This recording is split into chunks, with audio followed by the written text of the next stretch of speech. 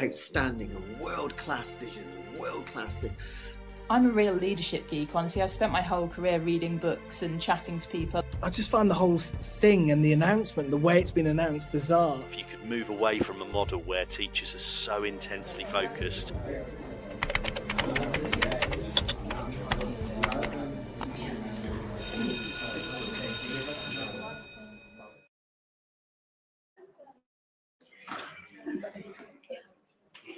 Good morning, everyone. Firstly, thank you to everyone for making their way to Manchester this morning for a day of CPD. We really do appreciate the support. We are live streaming on X. I'm going to say Twitter about 100 times today. X, on eight platforms. So 8 different platforms, so yeah. I won't list them all. So if you are fed up of X, if you're one of those people, then just tag us in on LinkedIn or Threads or Blue Sky or we're streaming to 8 platforms. But social media-wise, Teachers Talk Radio is on all of them. So if you want to post a picture or get involved in the conversation, just tag Teachers Talk Radio so we'll see it and we can then reshare it. So, obviously, as Tom said, we're Teachers Talk Radio MFL events today. Used to be Teach Me MFI Cons. Lots of people said to me, are we the same thing? Yes, we are. We've just rebranded it. I'm Hannah. I'm the coordinator for Teachers Talk Radio MFL. And I'm joined by Sophie, who's just coming down the middle now, who's our team member, and Tom, our CEO. We're also really lucky today to be joining 2 of our sponsors, Oxford University Press and Educate, who we'll be hearing from later on this morning as well. On your way in, there was a QR code on the screen, and I'm hoping you've all got it. It is also on social media. I've just taken it off to put the first presentation up for the schedule, so you know what is happening today. In terms of now, we're going to start shortly, and I'm going to hand over to Educate as our first sponsor, and then go into presentations. Break will be at 11:40 for 15 minutes, and then lunch will be at 12:50 for an hour. Just to let you know, unfortunately, 2 of our speakers aren't able to be with us today. So Sophie Newnham isn't speaking today, and you will have noticed she wasn't on the schedule. We've also had a last minute, unfortunately, Gillian Campbell, can't be with us this morning either, but she is going to present at an online event instead in the future. So keep your eyes out for that as well. I am told we are not planning any fire drills. The fire alarm should not go off during our event. If it does go off, please evacuate. It isn't a drill, so please just head out of the doors the way you came in and follow the fire exit signs, either out the main entrance at the front or to the left. There's a staircase there that you can go out through as well. We have got a list of all registrations as well. There were just 2 people who have booked under somebody else's name that I haven't quite got your names yet, so I'll just pop round in a minute and get your names as well, just in case of an emergency, so we can check everyone has evacuated. Toilets are just out those main doors to the right, past the tea and coffee. Please help yourselves to tea and coffee. If you don't mind keeping your mugs and reusing them, so we don't run out of mugs. Remember one time we ran out of mugs, but I can always ask for some more if we need them. Lunch, some of you have booked lunch. Lunch had to be pre-ordered in advance of the event and paid for. So if you have pre-ordered that lunch, the food will be out the doors. We will just be asking you to register with us so we can then check it off against the list. We've got an hour for lunch. There's loads of places locally, so if you want to pop out, you've got an hour to pop out and get something. So feel free to pop out and grab some lunch. Lots of coffee shops nearby and other places. And that's it from me. I don't think I've missed anything.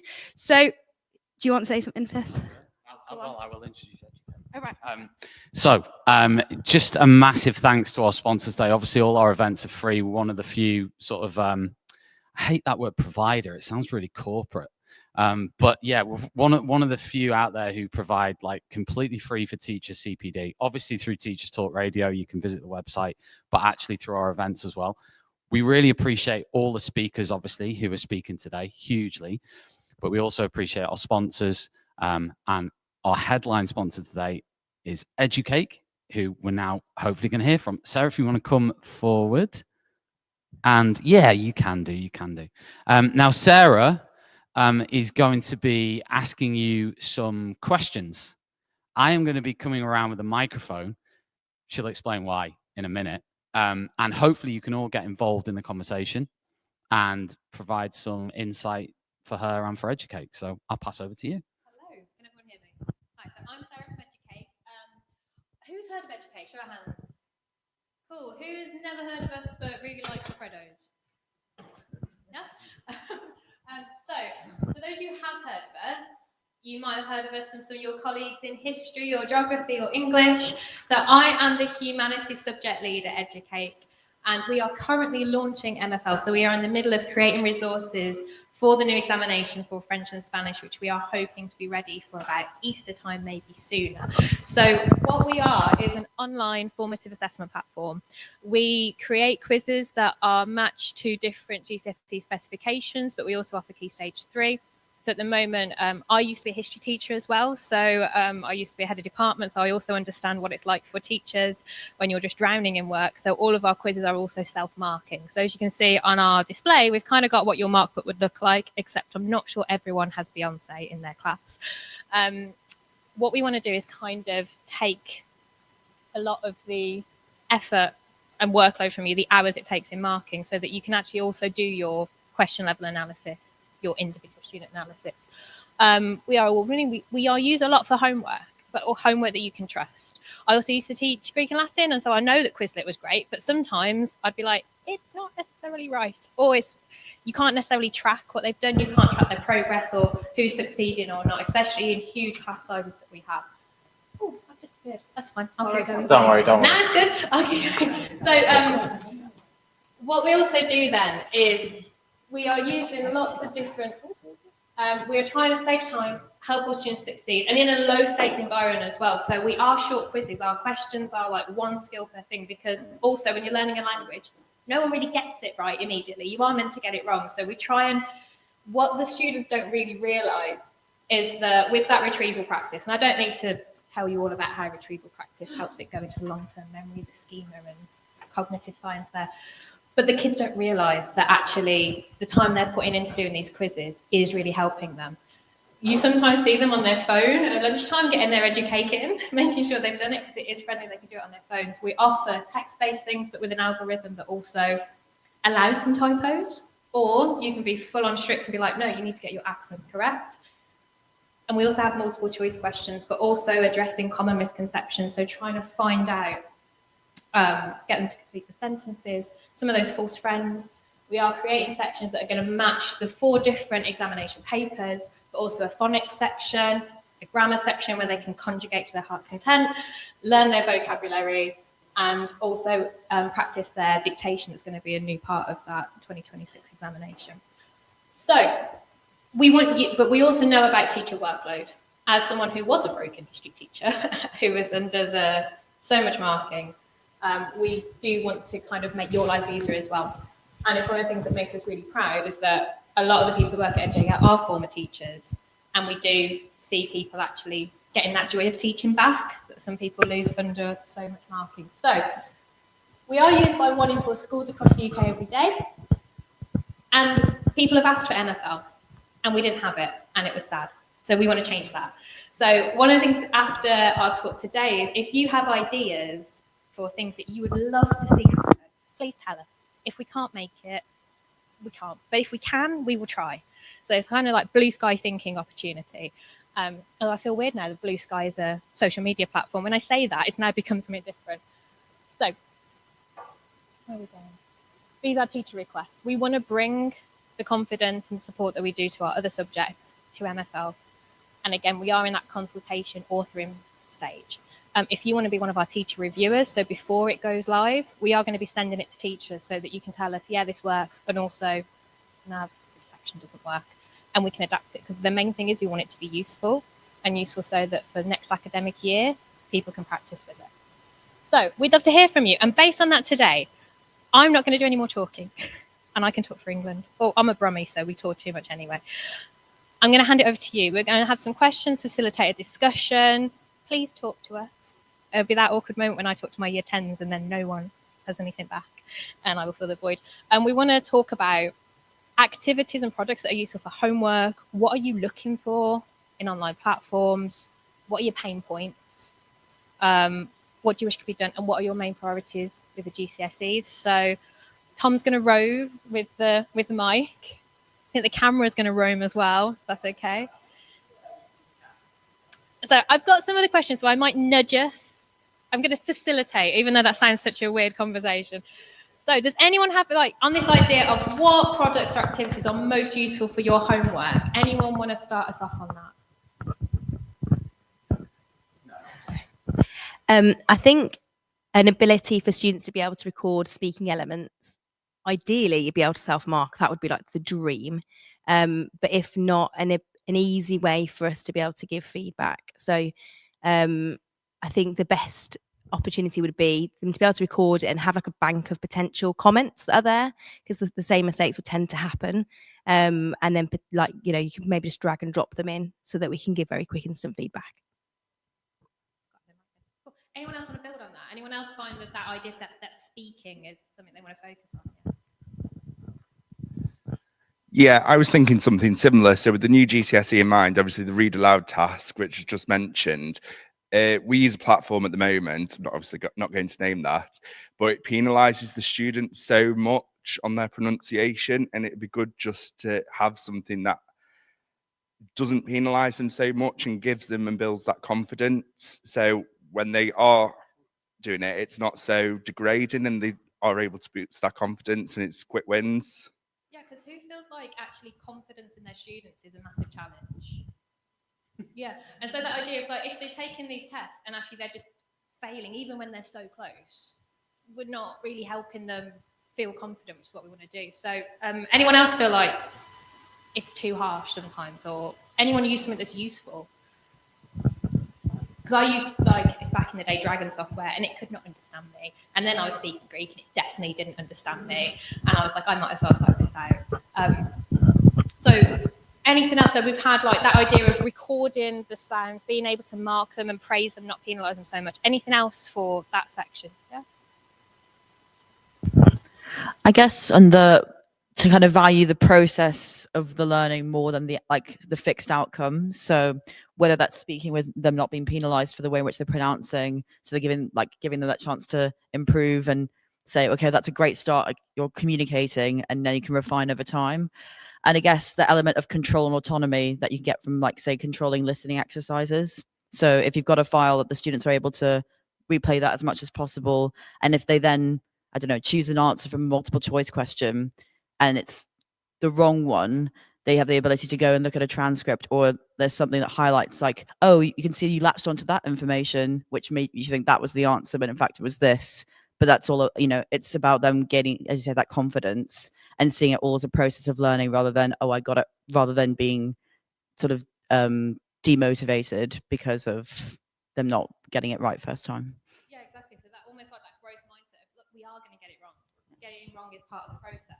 Let's not make it something that they kind of measure themselves by, and rather, yeah, but where do we go next so that we take it again? So what are people necessarily looking for then in their online platforms? Who finds them useful? Do you want to go? Yeah, so there's a question. Not a question, then. Sorry, I just wanted to add into the recordings, for example. What's that on? Yes, it is. Sorry. Okay, so am I speaking too slow, too quiet? So in terms of listening files, for example, because my students always find listening the most challenging, having the opportunity where they can actually slow down the speech, so have different, speed of the speech, because often they say, well, it's just all one word, I can't hear the individual words. And when they see it written, they understand everything. So having that facility would be, I think, great. I was just thinking with I use a platform at the moment where they do written work, so they can type something in, they can practice their vocabulary, but if it's not exactly as it is written on the vocab list, it marks it wrong, and that has been a real demotivating factor for them. So they've come back to me in school and said things like, Miss, this is really annoying because I know it's right. They've screenshotted things, so kind of having that flexibility of, if it doesn't have a full stop at the end of it, it doesn't actually matter. So that kind of flexibility with marking would be brilliant for me for writing. I found that too. Like I'm trying to do Duolingo, and I'm so close. I'm so close, and then it's like, no, wrong. Yeah. And I'm a grown up, and I find it demotivating. And the owl is very angry with me at the moment. I was just going to kind of chip into that as well. I think if the students have the ability to speak, if you could create like a transcript as well, because that'd be really good then, because they could give them the transcript back and they can self-mark. So it actually doesn't necessarily have to be the onus on us.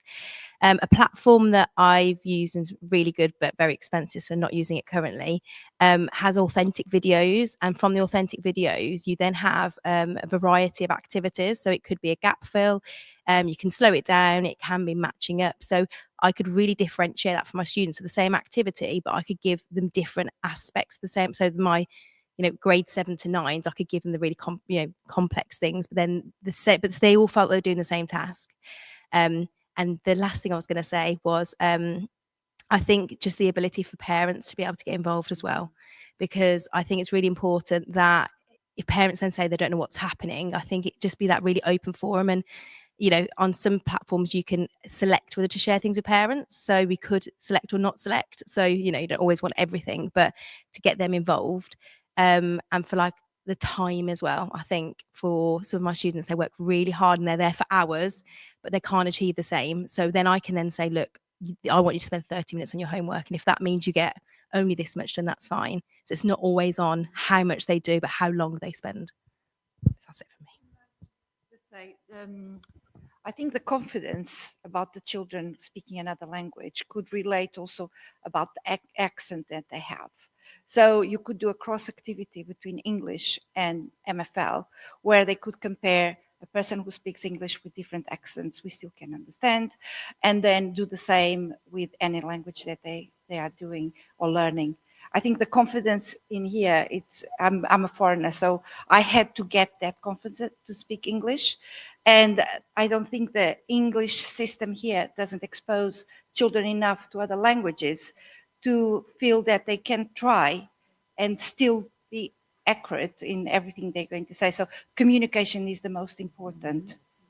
I'm able to communicate in this language, in Spanish, and they still can understand me everywhere in the world, like we do with English.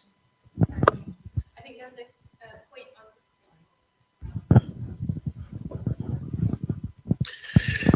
In terms of platform, what I was thinking is quite a lot of our students are relying on using their mobile phones only. So having access to a platform that's fully compatible with mobile use is would be absolutely brilliant, because I've tried quite a lot of different platforms, but it's most of the time just fully working as a desktop version. The apps are not as great either, and that for us is a real hindrance for homework completion, for instance, because something that would really be mobile based and created for mobile use only would make a massive difference. I just want to say two things. The first is about the grammar part.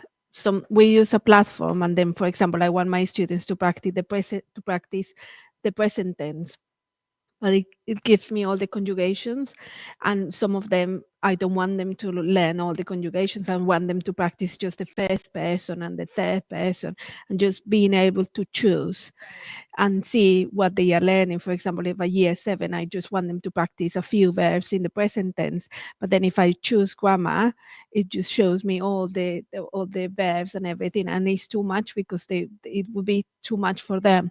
Yeah. And another thing is that to be very teacher friendly, because sometimes setting the task takes longer, and checking who did it, who didn't do it, what they got right, what they got wrong. Miss, I didn't get this one, can you please check that? And then for you to be able to do all of that, it just takes ages. So you just say, let's just, it's kind of that thing that you just go onto the platform and then you just check very quickly, few clicks, and see what the problem was, instead of trying to spend hours doing that. Well, yeah, exactly. Yeah. Because I suppose on the one hand, when we're creating content, we're thinking about what do the students need, and then, but also from our point of view, we want to know what you need. So that is an example of kind of what the end product looks like after they've done the quizzes. But in terms of the setting, it would be you'd click into your exam board, whichever section you're in. We're doing it with the six themes as well, so you can pick which one you're in. also, but as you said with the grammar, go down like I want to do verbs, I want to do conjugations, but I just want them to practice their third person plural. And trying to do it on that level, you can click it, set it to your group, it will randomly reallocate, and also the options will change. So, because not to say that our students like cheating and colluding, but it kind of regenerates that so they can do that. So that stuff we can build in. How are we doing for time? Are we good? Okay. Okay. So I was going to ask you about your pain points. And how we could have a little whinge if you want to. Yeah, there's a hand right there. Let's go to town on pain points.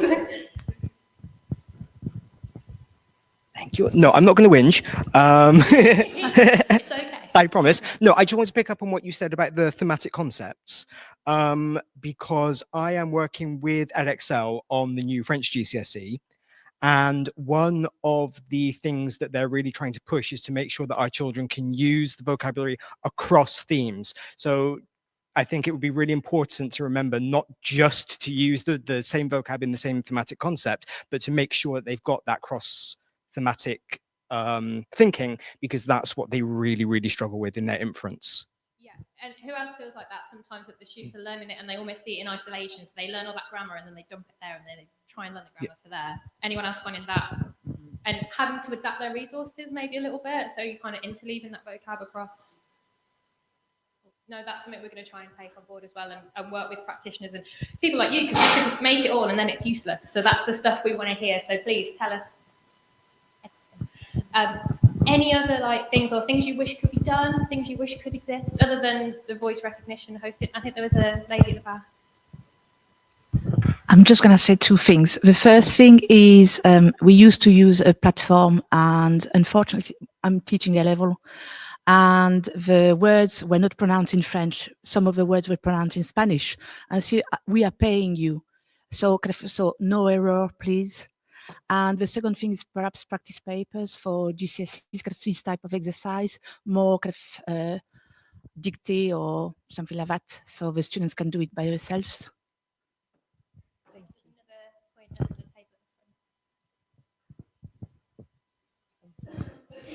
Just thinking about writing, I think probably the thing that takes me sort of the most time with that is really giving students feedback against the same sort of criteria.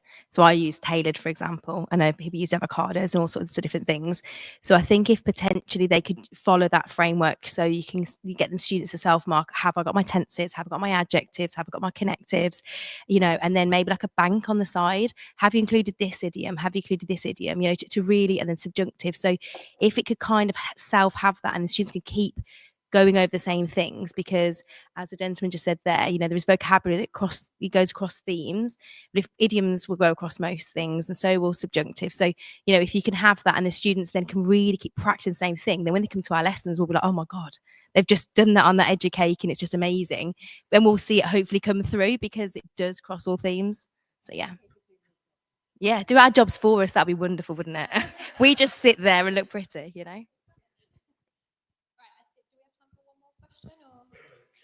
So I was going to say, what is your main priority with the new GCSE in terms of teaching it, or the thing you want to know? Is it the phonics bit? Is it the dictation bit? Is it the sound symbol correspondence marking and what that's going to look like in the end? Or anything you'd like, more pain points? I think that the biggest challenge will be probably the responding to unprepared questions. So probably have a bank of as many questions, that they could possibly come across, to practice that spontaneity, the fluency, I think. Getting them to think about, if something disappears, what would you say? And I think there's one more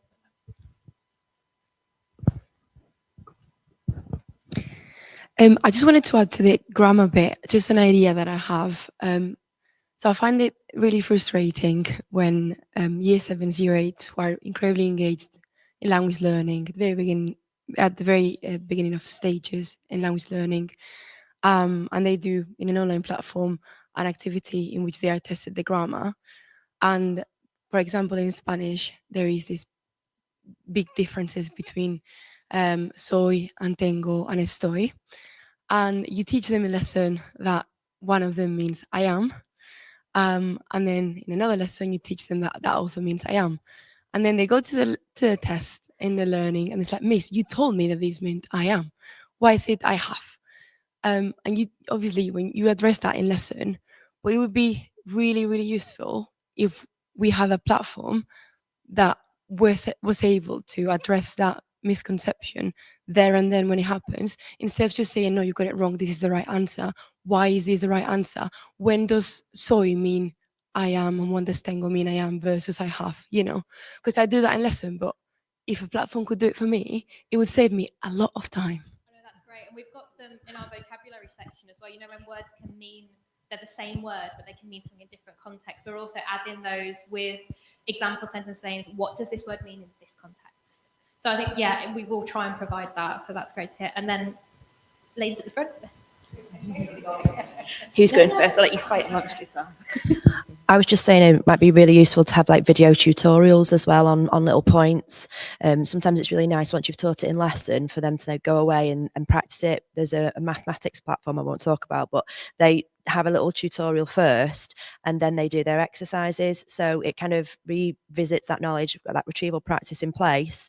So they've practiced it first, kind of through the video, and then they put that in practice as well. And then they can hear the sounds again, and it kind of, then they can copy them and mimic it. Thank you so much. So just a final thing from me about what we're going to do. Oh, you got one more. Yeah, sorry. The last thing I was going to say was, I'm just thinking if this platform had lots of extra potential exam papers practice, because there's not that many out there at the moment, especially for the new spec. But I have a platform that I use at the moment, but it isn't language specific, where, for example, I can identify a skill of a particular question. So say, for example, it's positive and negatives or whatever.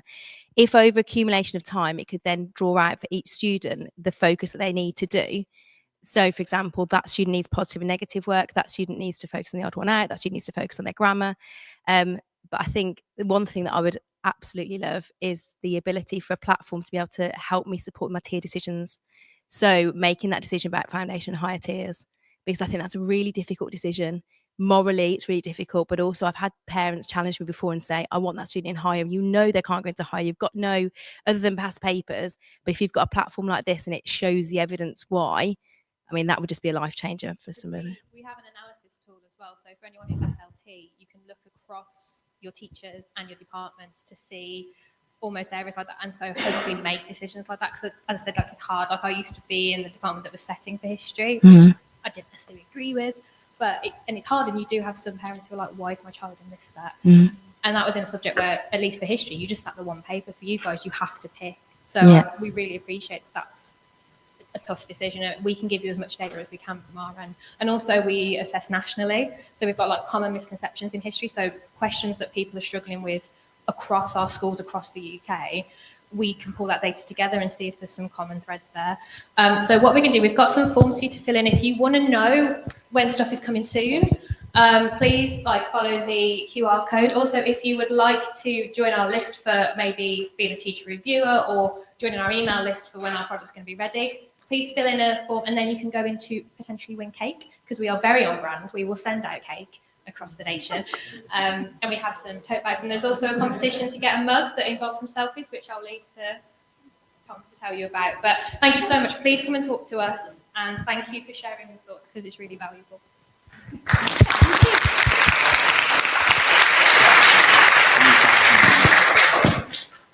Thank you. Thank you very much. Yes, we hinted then at the competition. We are going to have a competition to win 3 mugs today. So if you are in person at the event, if you take a picture during the event and post it on any of the socials of yourselves, any selfies or anything like that, or at the event, if you post it and tag both Educake and ourselves, TTR MFL, into the post, then we will choose the 3 best pictures and give out a free mug at the end of the day. So I also forgot to mention the hashtag TTR MFL as well. So if you're on X and you want to tag us in, please tag us in. We are now going to go on to our first presentation. We are going to do this in true Teach Meet style, where I am going to be quite strict on the clock. So apologies in advance to presenters. I have got the timer going, so I will give you a shout out a couple of minutes before the end, and I may interrupt you. I apologise in advance if I do. Our first presenter is Carmen Herrero, who's going to talk to us today about a short introduction to integrating short films into language classes. Carmen is a reader in Hispanic Studies and University Innovator Educator Scholar at Manchester Metropolitan University. Carmen does have a video clip during her presentation, which for those of you watching online, you will not be able to view. So you will have a pause in the stream for 3 minutes while that video clip is working. Hopefully, fingers crossed, I've sorted the tech and it's going to work here when we get to that point as well. But if we have any issues, just bear with us, please. Over to you, Carmen. Thank you very much. Thank you very much. I like always to make something difficult for those who are organizing it. So first, thank you very much for inviting me, for being part of this event. At least I didn't have to travel too far away from Manchester. So I think this is an opportunity for me to talk a little bit about my experience as a trainer and also as a material developer using short films. So I'm sure some of you use very frequently films, and I'm sure you also use short films. So maybe what I'm telling you is something that you already know, but I'm trying here to convince you about the benefits of using short films, but also about giving you some kind of theoretical methodology, pedagogical points to try to think about why and how to use short films. And those pedagogical frameworks, we have been using it, I think, for decades. That's how old I am now. So also some practical issues. And finally, I don't have too much time to give you some examples, but you can always feel free to send me an email and I can provide you with some more information on how to get these points. So yeah, I'll move this way because then I have to be seen. So the first activity is maybe working in your group, because this is like what I like to do. I like to do workshops, is think about what do you think is really useful for making or using short films in your class with your groups. What do you think about the pedagogical perspectives? Or maybe you find that it's something that is difficult for a specific reason. So just maybe 2 minutes to think about positive difficulties and how do you use them. And also those who are online, you can also maybe write some of the ideas and probably add them there so we have a more rich discussion online and in person.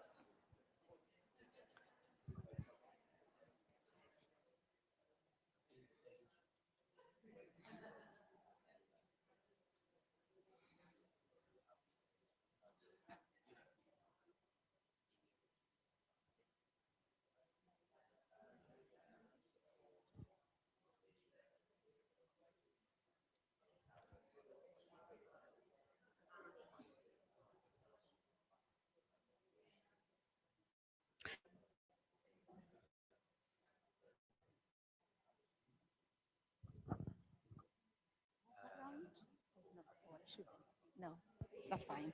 I will ask people. That's all right. Don't worry.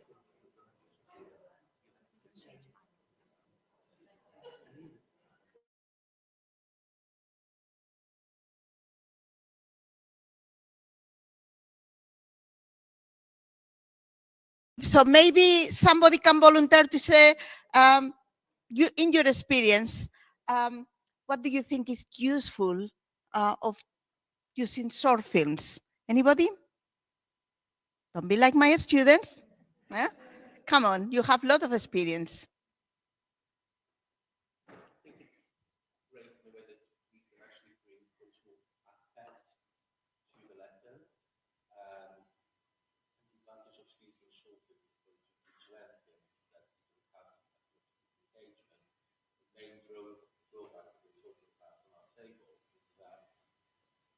Finding a short film that's going to be relevant to either the vocab or the theme or the they're spending hours creating resources that actually go with it.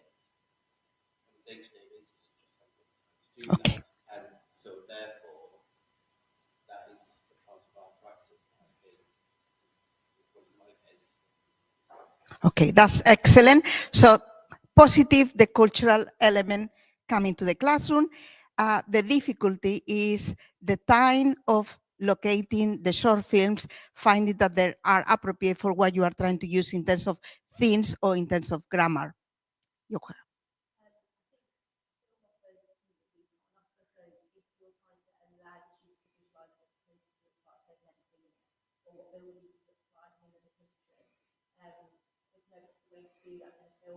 We were saying very similar to what Jessica said there was what the 12-year-old in Spain or Germany or France is not quite the same meal. I think that's difficult, isn't it, because we are very different in the way that we allow students to speak in students. So yeah, I think it gives an insight to the world that students can. Okay, so as you said, we cannot travel to Mexico, to Paris, but we can really bring that real elements through films.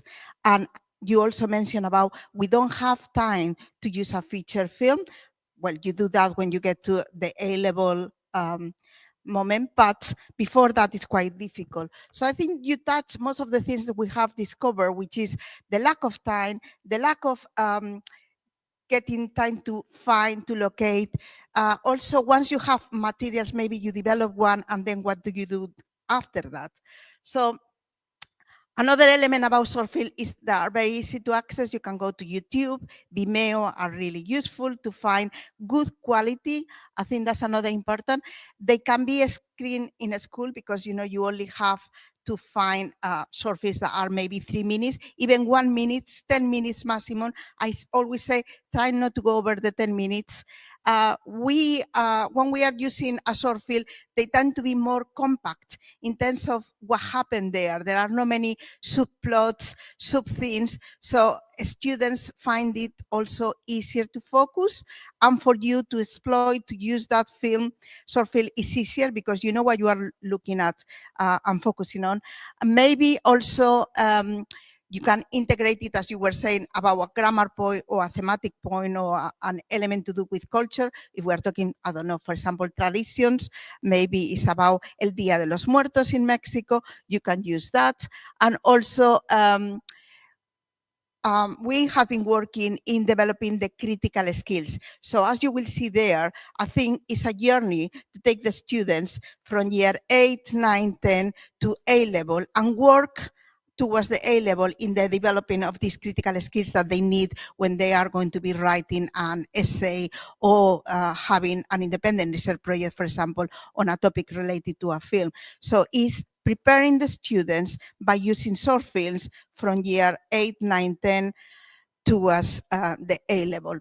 And finally, I think it's very important to consider that our society is a society where screen media is everywhere, where we are constantly using phones with short videos and a lot of images. So it's a really good way of not only of using images, because we do, but thinking critically about those images. And this also have a lot to do with fake news. I mean, we can consider now how important is to think about those skills that we can develop as well with that. So this is what we think. Also, it's very important to bring that part of authentic dialogue. Somebody mentioned before using authentic videos, how important. We do have this here without manipulating, bringing also the vocabulary that can be very specific. And then we can also do a lot of activities because it's very flexible the way you can use a short film. So we've been thinking about, and I always do this when I do activities with language teachers, actually I can use this short film to work on the present tense and the, it's all about grammar. And I'm trying to bring here, it's not all about grammar or language. We can think about how to develop other skills, which are really important for language learners, without focusing so much in the language, which will come because you can do a lot of activities. So that's why I'm trying to think about, what about short films without a dialogue? Or maybe just one sentence. So we have been doing some, for over the years, some projects using short films without dialogues and thinking about how to develop the intercultural communication, which is now a really key important point in the framework, in the European framework of reference. In the companion that goes with the framework also brings quite a lot of importance to multilingualism. And we were mentioning here how important it is to recognize that we have students, and quite a lot of heritage language students, with 2 or 3 languages in our classes now. And that's also important when we consider how we selected the short films. And finally, I think the aesthetic dimension is also really important. So with that in mind, I'm going to very briefly introduce the idea of multimodality. So what is multimodality? Films are multimodal because they bring a series of modes that bring the meaning. So the audio, the dialogue is only one part, but actually somebody was mentioning there about the importance of the body language, the gesture, the distance, the architecture, all these elements come here. Even the written, because sometimes we have, some written elements within a short film. Starting, it can be by the credits of the short film. So let's see if we can consider how we can exploit this. So the body language, the music, the sound, the dialogue, the voiceover. And I'm going to move now with a very short film.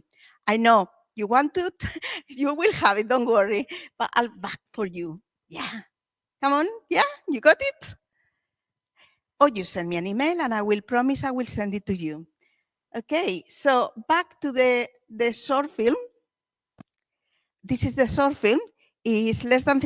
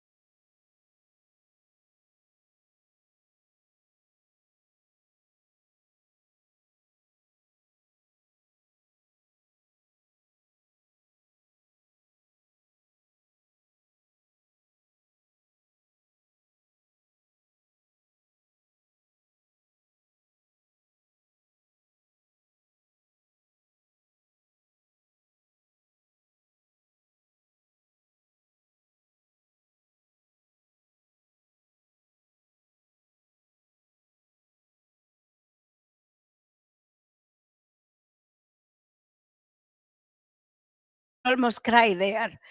I know, I always work that way for teachers particularly, but can you think about how many activities you can do with 3 minutes with a short film without dialogue that can actually work for any language?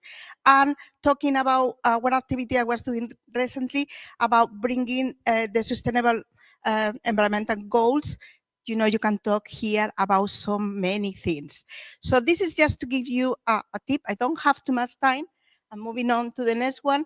So I was trying to tell you there how we have been using with different activities, with different training that we've done, with events for schools working from year 8, 9, and 10 to year 12 and 13. And what we can see is how students develop from the description to getting the understanding of what is happening, the appreciation of the value, the aesthetic value, as we move to try to develop these critical skills and understanding that they need to develop to illustrate their written discussion of films.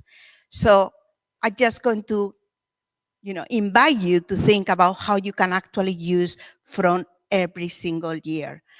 And I'm just going to finish to say that I think you can see now with just one clip how engaging can be using a screen media, how rich is in terms of all these modes. We didn't have dialogue, but it has the music, that tension, it has all the sounds, it has the different visual elements. We can work here with the visual analysis, which is one of the things we do. We use field analysis with year 8, 9, and 10, and they understand why they use the different modes. And I think it have a great potential for so many activities and for engaging and motivating students to continue studying languages. So that's all. If you want to know more, I'm not trying to sell anything here, but there are a lot of books there, a lot of resources that are available as well, free in different websites, and a lot of other materials that you can find and use articles to get an inspiration about possible articles. So thank you very much, and I'm sorry it's such a short time.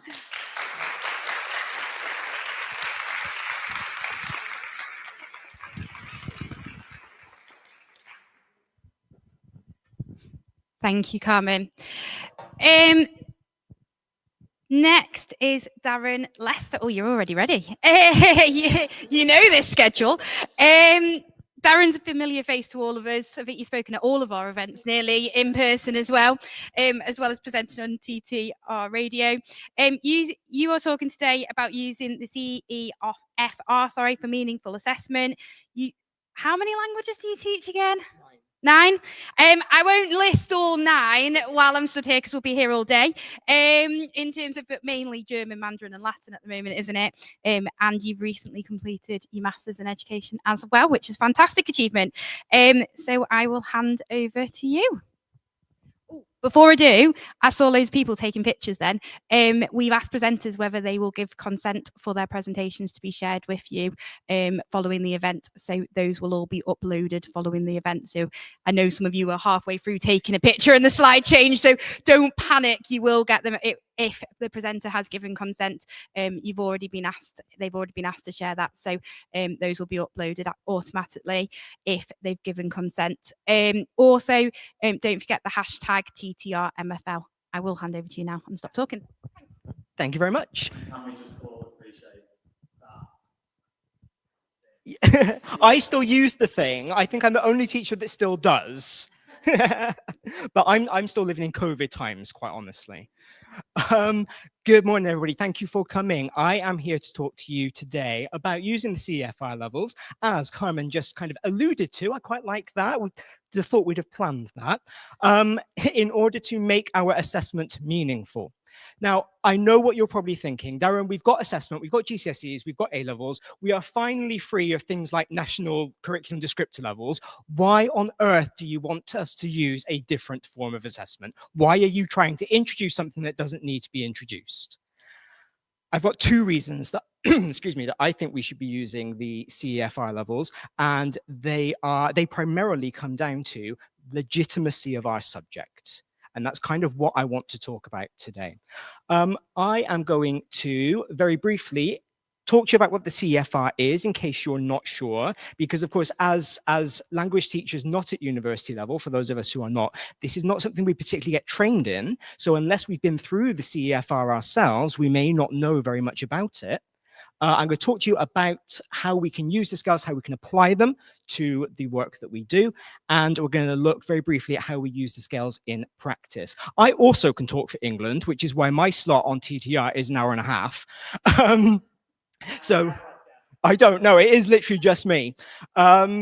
So if I don't get through everything, I have consented to this being available, and you can always get in touch with me. I am at Mr. D. Lester on all the platforms if you've got any questions.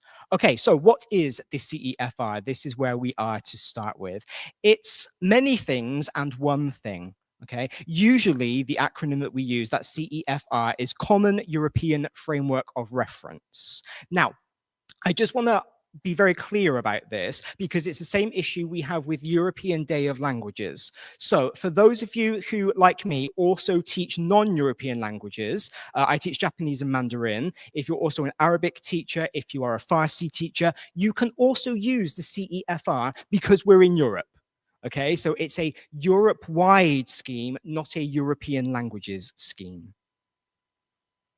You might also see it referred to as the Common Framework for Reference or the Common European Framework. If you are old like me, you might remember the languages passports. I was gutted when they went away because I loved them. And this is what they were based on. Okay, so I'm trying to revive those because I thought they were a great idea. We use it because we can have consistency in describing our language competence, regardless of the language we are teaching, the location of our teaching, or the teacher. Okay, when I'm doing teacher assessment and I say, oh yeah, I think my year 7 class are working at expected levels in their age-related expectations, that's going to mean something to me, and it might mean something different to Sylvia.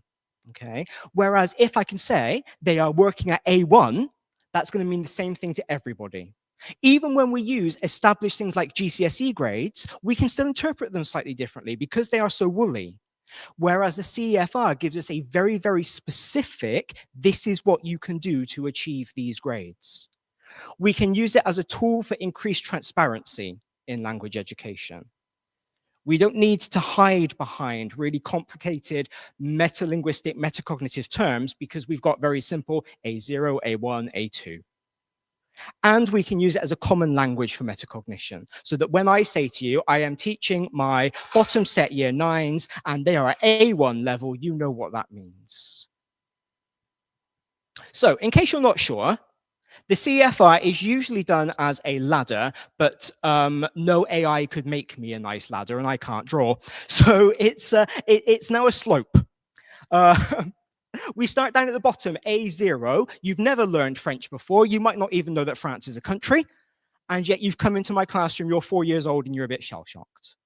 We then go all the way up to C2, which is native speaker level. Approximately, it's not as true as it used to be, but approximately, if you're getting an 8 or a 9 at GCSE, you are working around that A2, B1 level. If you want an A star at A level, you are working kind of in the middle of that B2. We're moving up towards the end of that B2. It is something that the kids like. They like to know their level. I've experimented over the past 3 years with my beginners in German, my year 8s. So they're only 13. And the very first thing I do with them in my first lesson is draw the ladder. And I put A0 as a rung. It's not on my slope, but I put A0 as a rung. And I say, this is where you are because you've never had a German lesson before. In the 650 hours that the US Department of Education says that it will take you to gain fluency in German, you will make it up to C2.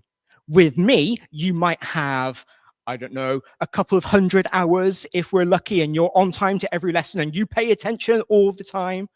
But that will still move you up. And periodically throughout the year, we come back and we see whether we've moved up the ladder yet. And they know that in year 8, they're not going to make it from A0 to C2. But they don't mind that. As long as we set as a class a target, we're going to be A1 by the end of year 8. We can look at that, we can like that. They also quite like it when I write the level on their worksheet. And their worksheet is saying A0, A0, A0, and then suddenly A2. Because I found something that they can manage, and it's at a level 2 levels higher than they are. So it's that motivating factor for them. It also means that our data means something. I was talking to a deputy head yesterday about all of the data that we collect as teachers. But actually, what does it mean? What does it mean that Johnny got 10 out of 10 on his spelling test that I'm giving him next Thursday? It means that he learns those 10 spellings. I can't actually do anything particularly useful with that, apart from know that Johnny doesn't need to revise them for a couple of weeks. Whereas if I'm tailoring my data to fit the CEFR, I can say to parents, this is the level that he's working at. This is the qualification that he can get, because you can get qualifications in these levels. Who uses the CEFR? Europe, except for us. Doesn't that make a change? I've come from, I've just switched schools, but I've come from a school that had a big body of international students. My Spanish kids, my Russian kids, my German kids, my French kids, they could tell me what CEFR level they needed in English before they go home again. They knew that, and they could talk about it with each other.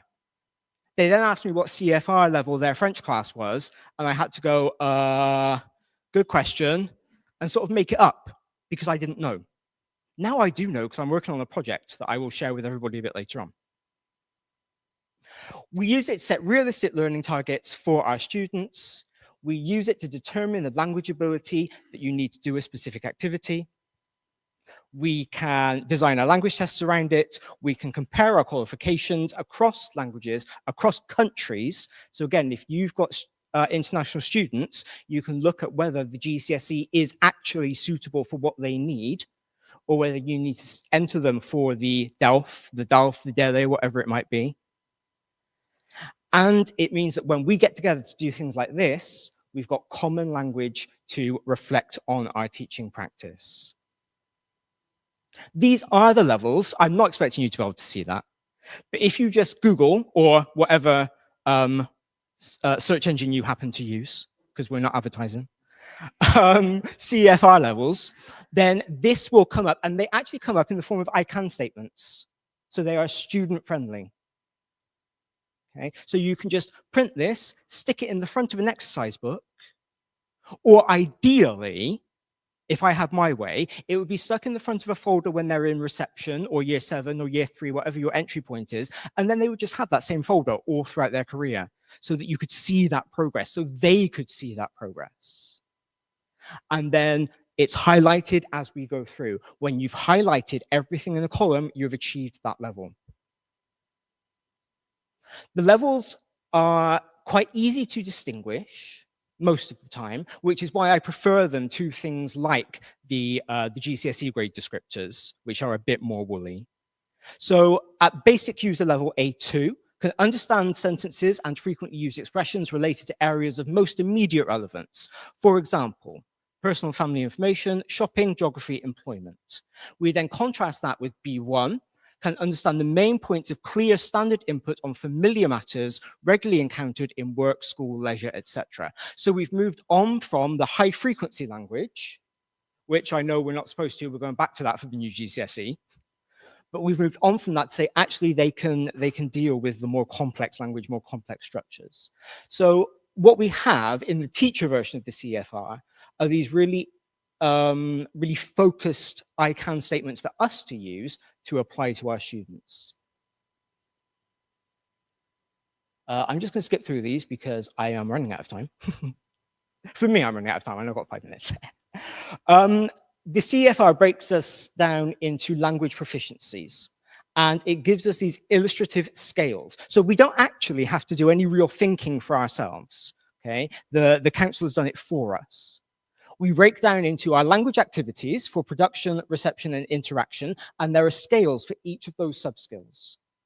Language strategies for production, reception, and interaction, there are statements for each of those, and language competencies, production, reception, interaction, scales for each of those. We can break it down right into the minutiae of what we teach, because we know that nothing we do in class is without a purpose, but now we can prove that. And we know that in a school, if you don't prove it, you haven't done it. All right, so in the language activities, just as a quick example, we're going to look at production. Production breaks down into speaking and writing.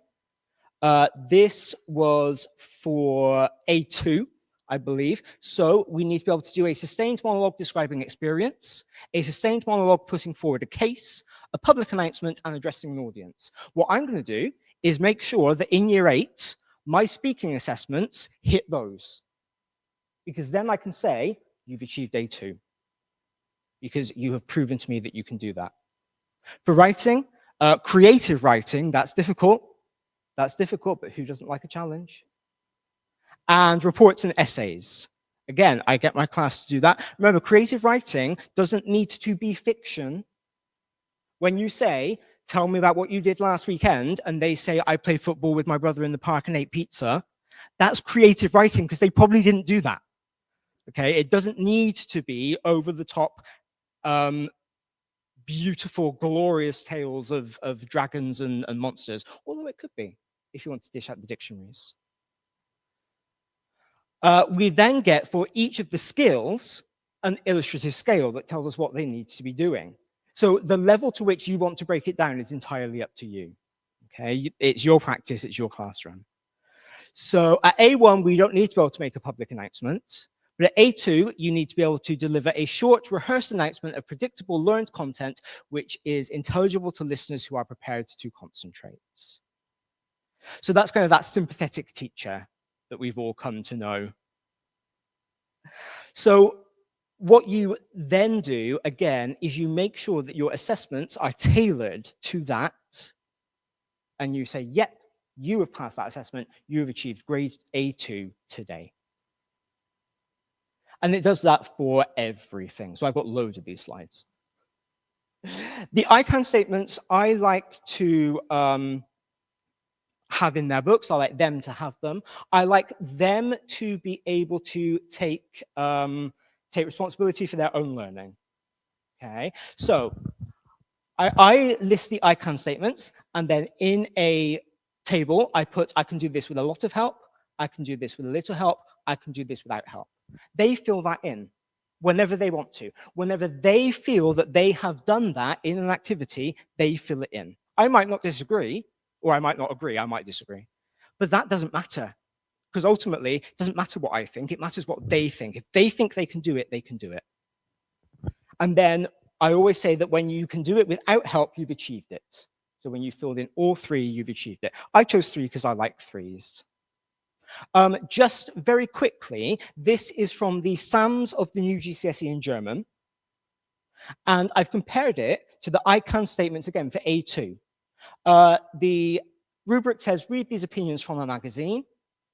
Statement C, I can identify key information in short newspaper magazine reports. We don't have to reinvent the wheel to make things fit the CEFR. Everything we do already fits it. We just need to be a bit more explicit about it. So we can use it to create a working vocab for our pupils. We use it so that my A2 is the same as your A2, and we know that. We can use it for quality assurance. We can use it for influence. Thank you very much. I am Mr. Lester.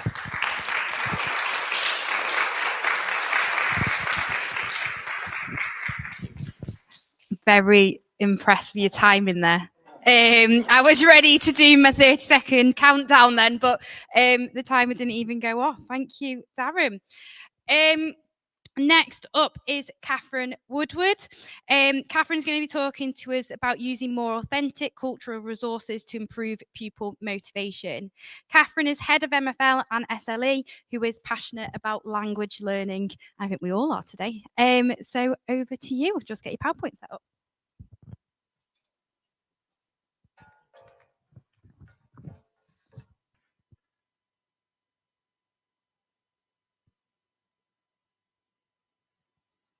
Good morning, everyone. It's really lovely to be here. So I'm going to talk to you about authentic and cultural resources to improve motivation. And the first thing I'm going to link it to is the book and review, which I've done a lot of work with as part of my school and the work I do with Language Hub as well. And the three things I'm going to focus on today are three of the principles, which are principle 1, 4, and 5, but notably the principle which talks about stimulating content and interaction, which increases motivation. So what is motivation?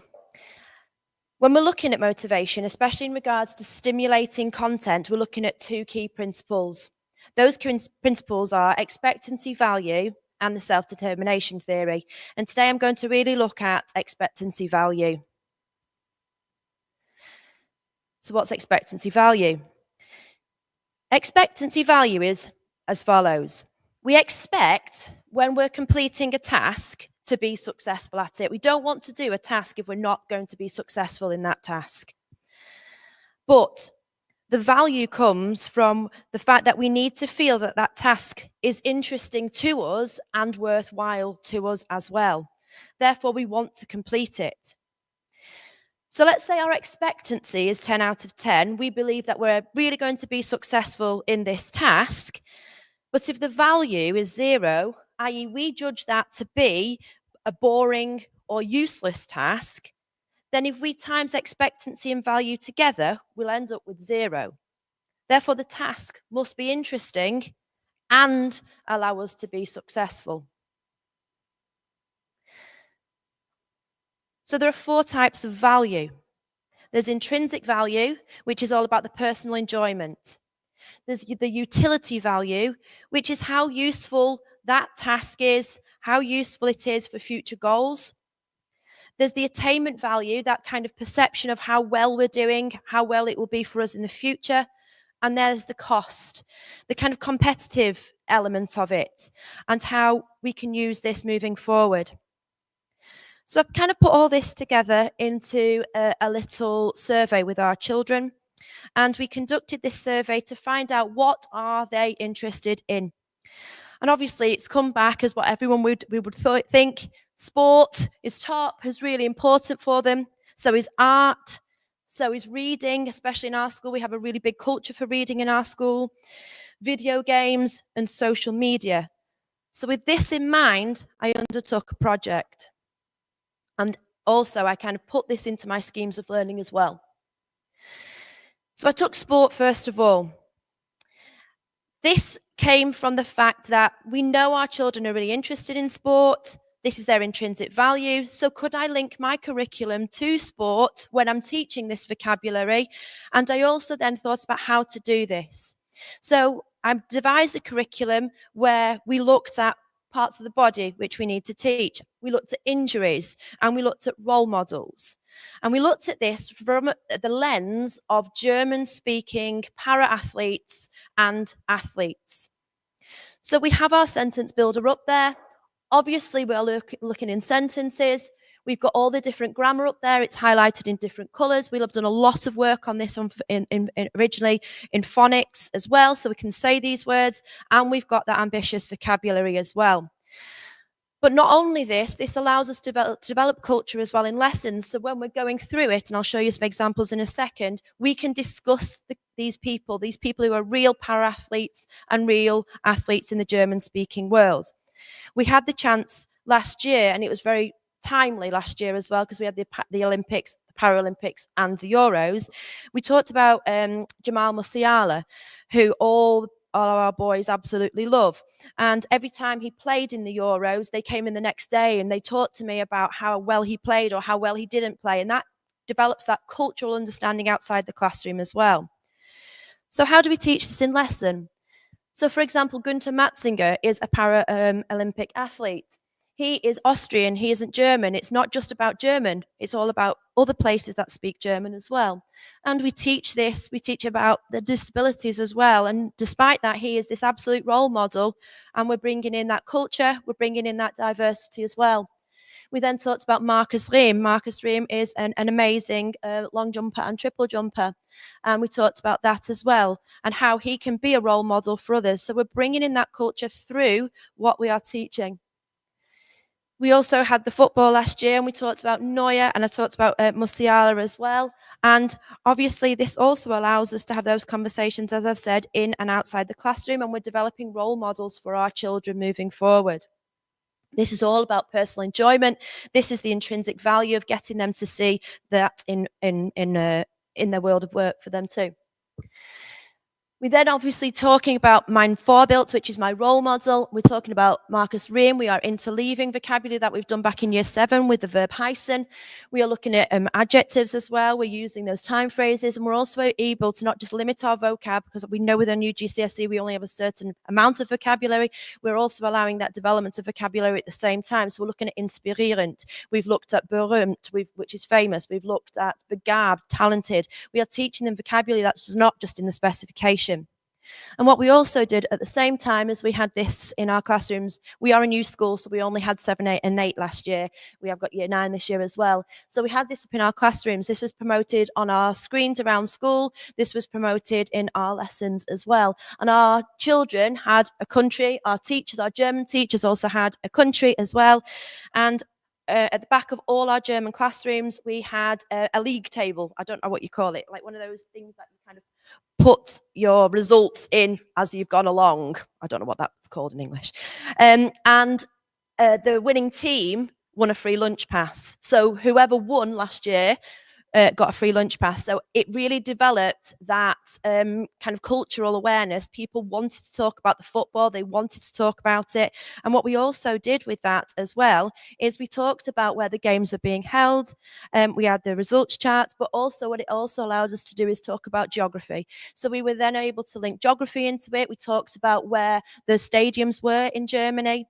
We talked about, we showed them little clips of the German arenas, and then they could come back again the next day and tell us, oh, I saw that arena on TV last night. I saw where they played. It's really beautiful. It's really exciting. So we're engaging people in concepts and content that is not just in the classroom. We're pushing it out of the classroom and seeing it for meaningful purpose as well.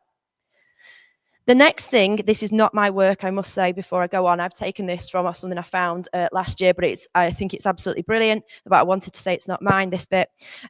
Music and dancing was also another really important part. So we looked at this kind of as part of our intrinsic value. And we also have studied compound nouns, and we wanted to do tongue twisters. So our compound nouns forms part of our our year 7, 8, 9 grammar booklets. So we're looking at compound nouns. We've talked about that. We're building it in. We're having that retrieval practice. This allowed us to merge work we've done previously with what we're doing now. So it builds in the grammar. The next thing we looked at within this was all different types of tongue twisters.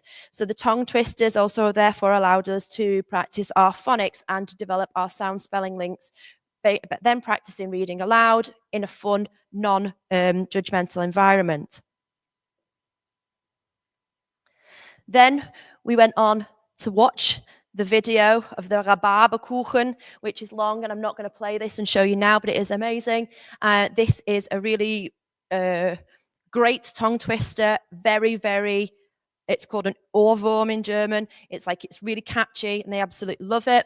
And again, I'm not going to go through that. I'll just go straight onto this.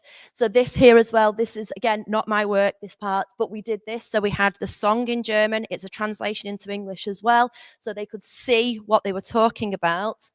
And then this was trending on YouTube last year. This was absolutely all over the place, and you could see people in lessons coming and dancing along to it. And so we showed them this, and they also then had the opportunity to go on and show it. I'm not going to show you the videos clips, but they're there if you want them. They also then learnt the dance. We practiced the dance on the slide before. It was slowed down so they could learn the dance. And then again, we showed them the full clip. So on the YouTube clip is only a short one. This is the full video of the two of them singing or rapping to Rhabarberkuchen. What we then went on to is talking about art. Art was one of the things that was mentioned as one of the really important elements to them. And so we described places in town, which is one of our topic areas, using Germany and using specifically Berlin. So when we were introducing the places, we actually introduced the phrases, but we actually introduced the places in town via German places in Berlin. Again, this allowed us to develop our vocabulary. We introduced Die Mauer, which is the wall. We introduced Fernsehturm, which is the TV tower. And we also had Die Brücke, because we talk about the Oberbaumbrücke in Berlin. So we're building that culture in as well. What was also then really important is just near the Oberbaumbrücke in Berlin is the East Side Gallery. So we could show them that bridge. We could then show them, as you walk over this bridge, here is the East Side Gallery. This is a Do Now starter that we had as part of our cultural awareness in German, but it also is taken directly from our art Year 8 scheme of work. This is what they have been doing. They've been working on Keith Haring, who has graffitied on the Berlin Wall, and we're therefore making those cross-curricular links between German and art as well. So really, really important. Again, I'm not going to show you the clip, but then we took them on a virtual tour across the Berlin Wall. So we walked over virtually the Oberbaumbrücke. We got to East Side Gallery and we walked along the East Side Gallery to show them the art. Again, this is great for people who will never get to go to Berlin. Our aim now, however, is to do a German German art and photography trip to Berlin to actually show them that. But if that is not possible, they have had the opportunity to see that artwork in place. And again, linking art to German, they had the opportunity again then to graffiti the wall, use their artistic skills and graffiti their own piece of wall. And as you can see in the background, that is the Oberbaumbrücke, which we have taught them already. So they're seeing that again. We also had the opportunity to host a German teacher last year. So we had a lady who came over from Düren, from a gymnasium, a secondary school over there, and she spent 2 weeks with us. So having that interaction, as it said, with native speakers is absolutely key. She came over and she brought us these books. She brought us these Lisa Lotte books, and she had the opportunity to sit, as I said before, reading in our school is highly valued. She had the opportunity to go in the library and she read out loud in German to them, so hearing that German for purposeful purposes. And at the bottom you can see she brought a German map and she talked about how all the pictures at the bottom you can see are all the different places in Germany, and she talked to the students about all the different cultural elements and different places that there are in Germany. Moving on now very quickly to utility value. In utility value, we've got the kind of the purpose for future goals. So we had GHCQ on with us virtually for our Year 8s, and they learnt about the role of languages in the world of work.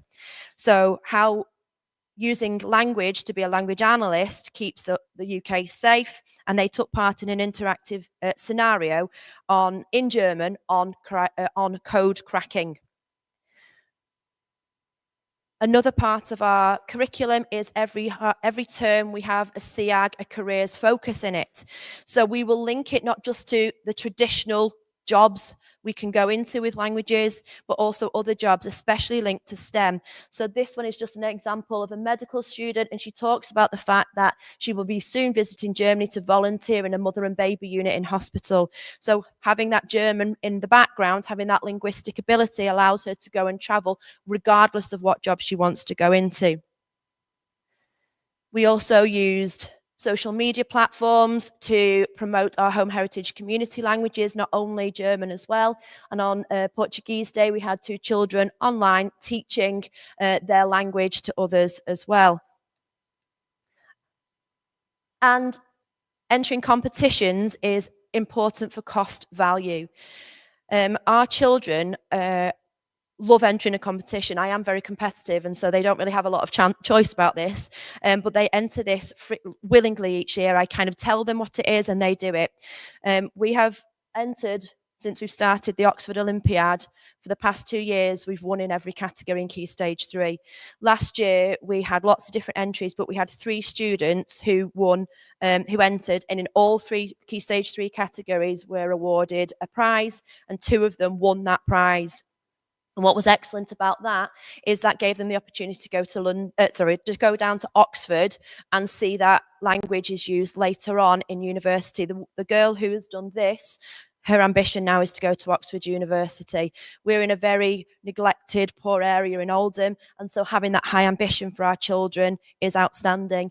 She is, you can't really see it on the screen, but she has written about the fish in the Titanic. So having that kind of cost value, allowing her to use her German skills and her artwork, as well as we've talked before, to build for the future. She wrote the whole text unaided with me. So having that kind of, she bought into that. She wanted to do it. So having that cultural understanding and that power and that wish to do something really helped her. And that's my presentation. Thank you. I just said I can't believe the timings today. I've not even had to interrupt yet. So thank you very much to our presenters for making my job easy today. It is break time now, so you've got a 10-minute break. The tea and coffee I've just reorganised out there. Can we be back here ready to start at 12 o'clock, please? Thank you.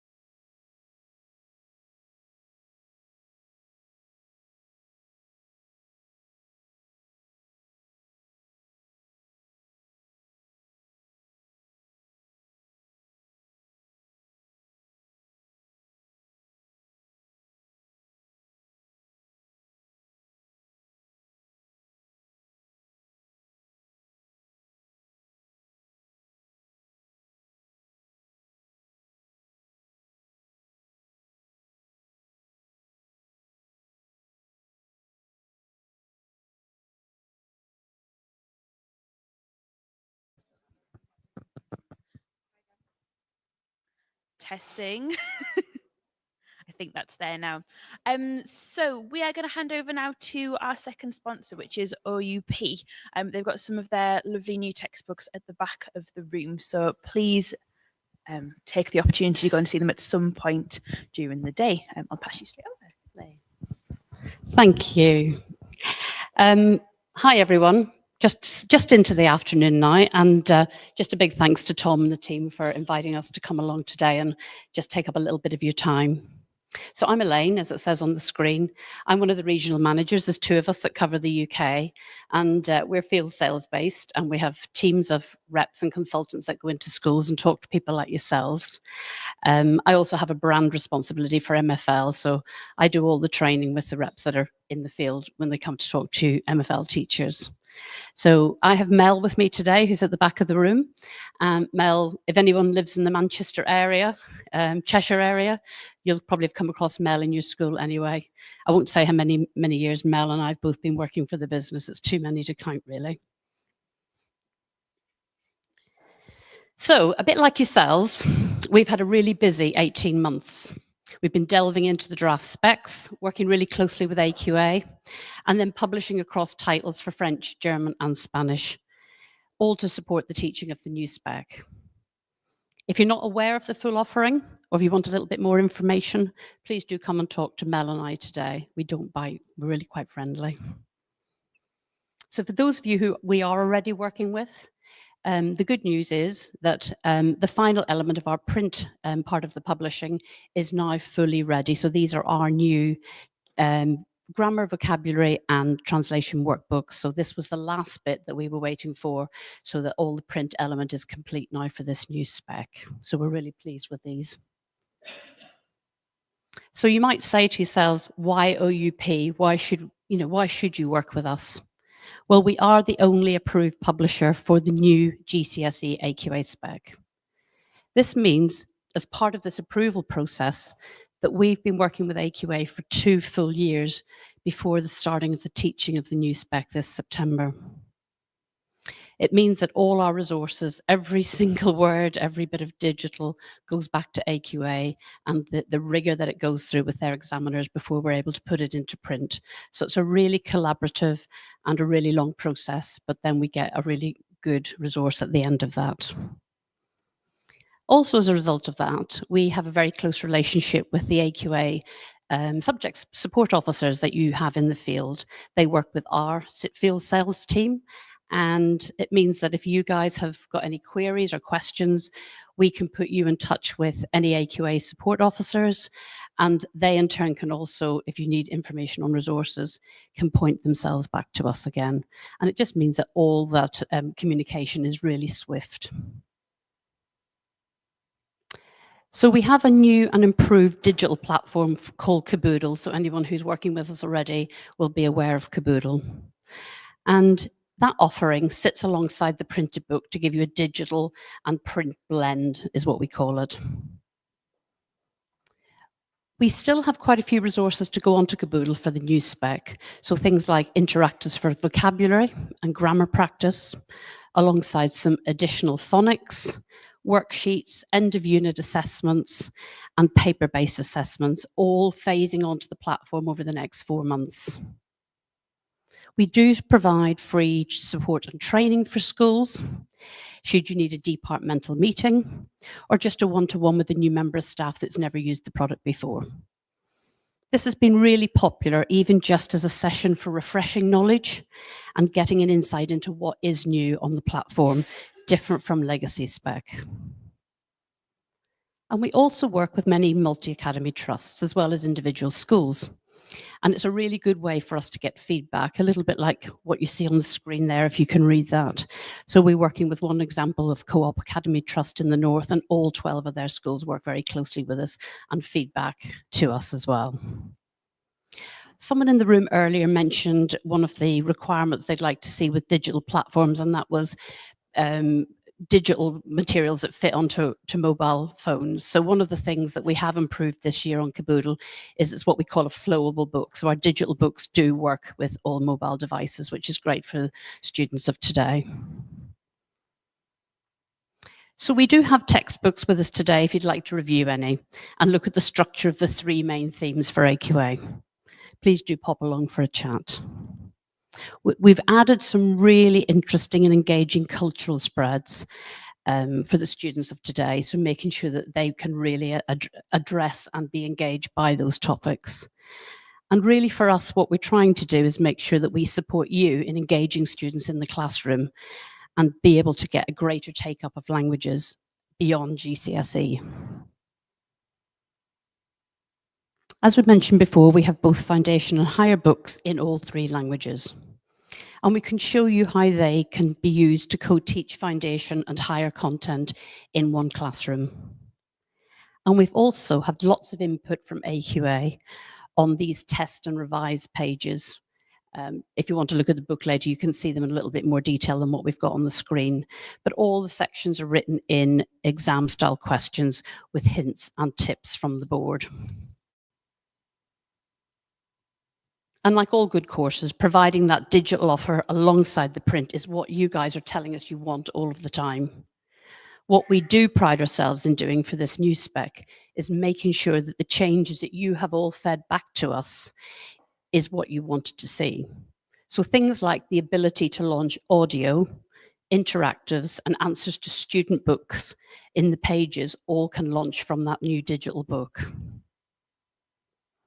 My team are doing multiple refresher training sessions to show schools all of the new functionality, including all the new adaptive tests with next steps, which really does ensure that assessment is meaningful within this new GCSE.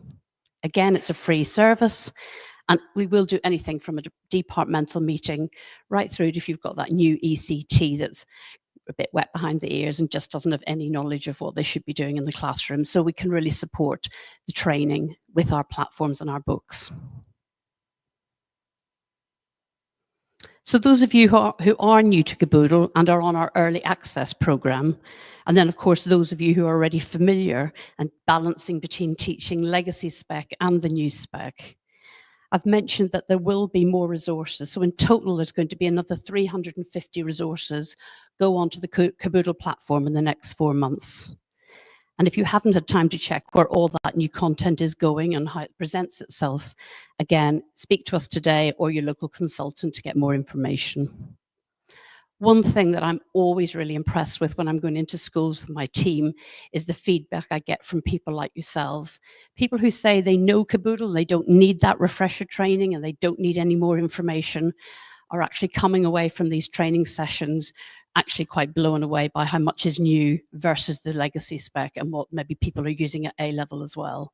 So do make sure you're keeping your knowledge up to date and keep in touch with us. We're really happy to guide you. On this last slide, I really just want to draw attention to our webinar program.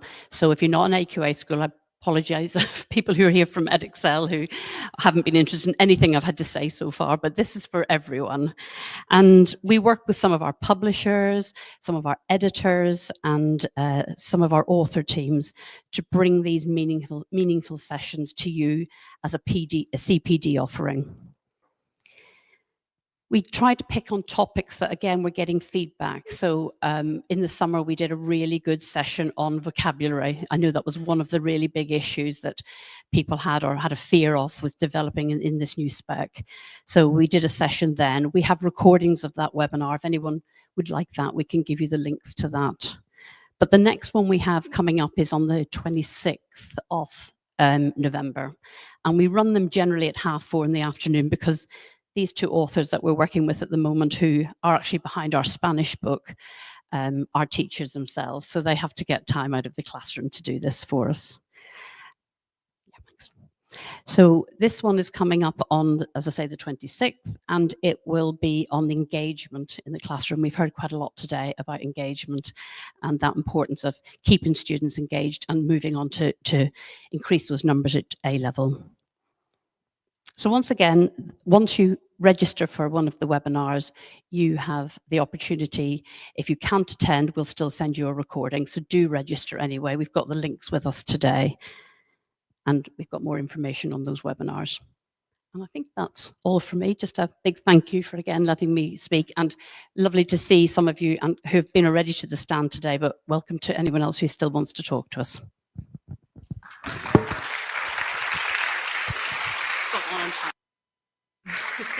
Thank you. I will very briefly say a massive thanks to OUP for and Educate for supporting us with these events, because if they didn't do it, we wouldn't be able to put them on the way that we do. So huge thank you to them, and for being such long-time supporters of us as well. So cheers.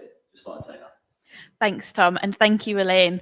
Right, next we're passing over to Susie. Now, Susie has become a household name of our events, and those of you who follow her online will know of her travels and her love of culture, and that's what she's going to talk to us about today. So over to you, Susie. Just set my timer. Normally when I do these sorts of talks, I try and give value for money, and you normally expect about 150 slides, but I've stuck to about 22 or 23 for today. Apologies for my voice, midterm, it's slightly going. Okay, no worries. That's fine. So yeah, I'm currently head of languages at Cundall Manor School, and as you said in your introduction, one of the things that probably has kept me going throughout the 24 years that I've been in the classroom has been the teaching of culture. It never dates. It's something that excites me, and I think it's something that excites our students. So the session is all about injecting some cultural magic into the new GCSE. So irrespective of what language you teach, I hope you'll manage to take away a couple of things from my session. I think this new GCSE gives us a much needed chance to review our existing schemes of work. I think when you start afresh with something, it gives you a little bit of time and space, hopefully, to consider what you're doing and actually to make some of the changes that perhaps you might have done previously. So we're going to look at some quick and easy wins to bring in some more target language culture. So I'm going to introduce culture as being the pillar that links the other pillars together. It's like a golden thread, if you like. So we know the 3 pillars of language learning. It's a little bit of a sad reality that culture doesn't feature within those 3 pillars. But as I say, I think just because it doesn't feature doesn't mean that it isn't important. And I've kind of used a metaphor, if you like, of it making a house a home. We're then going to move on to target language culture linked to module 1 of the textbook that we are using in my current school. And then just a few concluding thoughts for you to go away with. So yeah, 24 years in the classroom, and there are pupils that I've taught, probably not so recently, but maybe going back about 10 years ago, who had no clue that French was spoken anywhere outside of France, and that still blows my mind. Realizing, I think, that not all children love language learning. They don't love the grammar, they don't love the phonics, the vocabulary learning quite so much as perhaps we do in this room. However, I've yet to meet a child who isn't excited about learning about other children in other parts of the world, seeing the similarities and the differences. So I guess it's been my life's work to find age-appropriate and interesting and culturally relevant materials. And more recently, sort of reflecting on the teaching resources that I use and making sure that they're not Eurocentric with only white middle-class faces, that actually what I present in my lessons represents the diverse world that we live in. So that key word really for today's session is diversity. And I've got some heads nodding, which is brilliant. So in my role as honorary membership officer for the Association for Language Learning, I was asked to write an article back in COVID, had a bit more time on my hands, and it was aimed at primary, but I think the key takeaway from that article is this line here. If we think of learning a language like building a house and see high frequency vocab, grammar and phonics as the foundations on which we build, I would argue that adding culture into the mix turns that house into a home. So just ponder on that whilst you are looking at the next few slides. So the new GCSE for French, module 1, we had Zone de Culture in French as our first kind of unit, if you like. And I don't know how clearly you can see that at the back, but it's a phonics activity around the E sound. And so we engaged in that activity, and then whilst planning for this, I had a bit of time in the summer. It wasn't just kind of diving straight in and hoping for the best. I thought, you know what, why not use this as an opportunity to explore Senegal? Because one of the key words was Senegal. So let's just take a little bit of time out, drip, drip, drip, every lesson. And so I pulled out one of my target language magazines. You've probably got piles of these probably at home from many, many years ago. And so we spent about 5 minutes of a lesson, just a starter, coming back to that and having the pupils read an authentic text, learning about somewhere where French is spoken in the world. As you said earlier, I've been lucky to travel around a lot of the French-speaking world recently, took a little bit of time out of school to do that. And so I'm also able to present some of my own photographs, and there's nothing quite like the children seeing you in a fancy or foreign location, you know, to kind of pique their interest. I also pulled out another article for some of my high flyers. I'm lucky to do a 3-year GCSE, so we start in year 9 in my school. And so as a kind of cultural extra, I call these challenge tasks for homework. I'll often set a standard vocab learning or something that links to what they need to do for the next lesson, a bit of pre-learning. But then for my really high flyers, the ones who I've sort of targeted for the 8s and 9s, I'll send them away with a little bit of extra and they can have a read of that. So this one is an article about a young girl from Senegal. It's going to help them to recap vocab from several previous topics, so that idea of interleaving, and obviously there's a little bit of a nod to their cultural literacy. Also in the Zone de Culture, there's reference to Les Jeux de la Francophonie. So this was music to my ears when I started looking through the textbook. Have your learners even ever heard of this? I certainly hadn't. Can you find a short video clip? We were talking earlier in Carmen's session about the power of using short videos. Do your learners know what is meant by the term francophonie? I sometimes also allude to the francosphere, not just countries where French is the main language, but also where French is spoken perhaps as a second or third language. And could you explore this in the lesson? Or if you don't have time, we all know how time poor we are when it comes to delivering the GCSE content. Could you set that as a learning homework? So we have this on our wall as a big poster. I also have it stuck in children's books. The ladies at the back are smiling at me. It's just fantastic. I don't think there's a week goes by where I don't refer to it. And I'll talk to you a little bit later about the passports that the students stamp in their books. Whilst also looking at maps, we sometimes might stop to have a look at where French is spoken in the world. So I don't know if you can see that, but maybe getting them to choose a country of their choice and coming in and presenting that. I think I'm a fan of sort of the drip feed approach to language learning, but I think there are also times within the curriculum where maybe it's been a little bit grammar or vocabulary heavy, and actually just taking a little bit of time out, be that 5 minutes, 10 minutes, or even a lesson, to just focus on the target language culture is really, really important. And I think it's something that the children will remember. It's something that they come back and talk to you about time and time again. Moving on a couple of modules, Qu'est-ce que tu regardes? So a unit on TV. And we talked about, again, phonics, the k sound. I don't know how many times I've heard them mispronounce qu'est-ce que or quel. So lots and lots of repetitive practice on the QU sound. And then a challenge task, what other French words do you know? Interestingly, they came up with Afrique. So I don't think that's by chance. I think that's because we have been pushing and pushing and pushing way back down to year 7, even earlier. So is it a chance to see what your learners know about the colonial past of France? And it's not an easy topic to take on board, but I think it's an important one nonetheless. In 1.4, we've been looking at the future tense. Qu'est-ce qu'on va faire? Again, lovely to see that it alludes to Belgium, so a bit closer to home, but still a francophone country outside of France. And I've used this as an opportunity to link back to the theme of leisure. And then in the future, when we move on to module 2, why not do that interleaving idea of then coming back to what Christmas might be like in Belgium? So we've been looking at Nina Derval, and how she gained a gold medal in the 2020 Olympics. And as we said earlier, sport is a great engager. So they've been really, really switched on to that.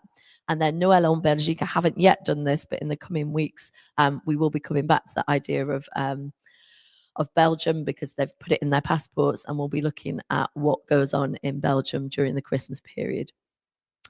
I did this 3 lessons ago. So, qu'est-ce que tu as fait? Moving on to the past tense. Safia en Tunisie. I don't know if you can see there on the left-hand slide. We've got Safia in picture number 2. She's in a cafe eating with her family. She's from Tunisia. It's on my bucket list.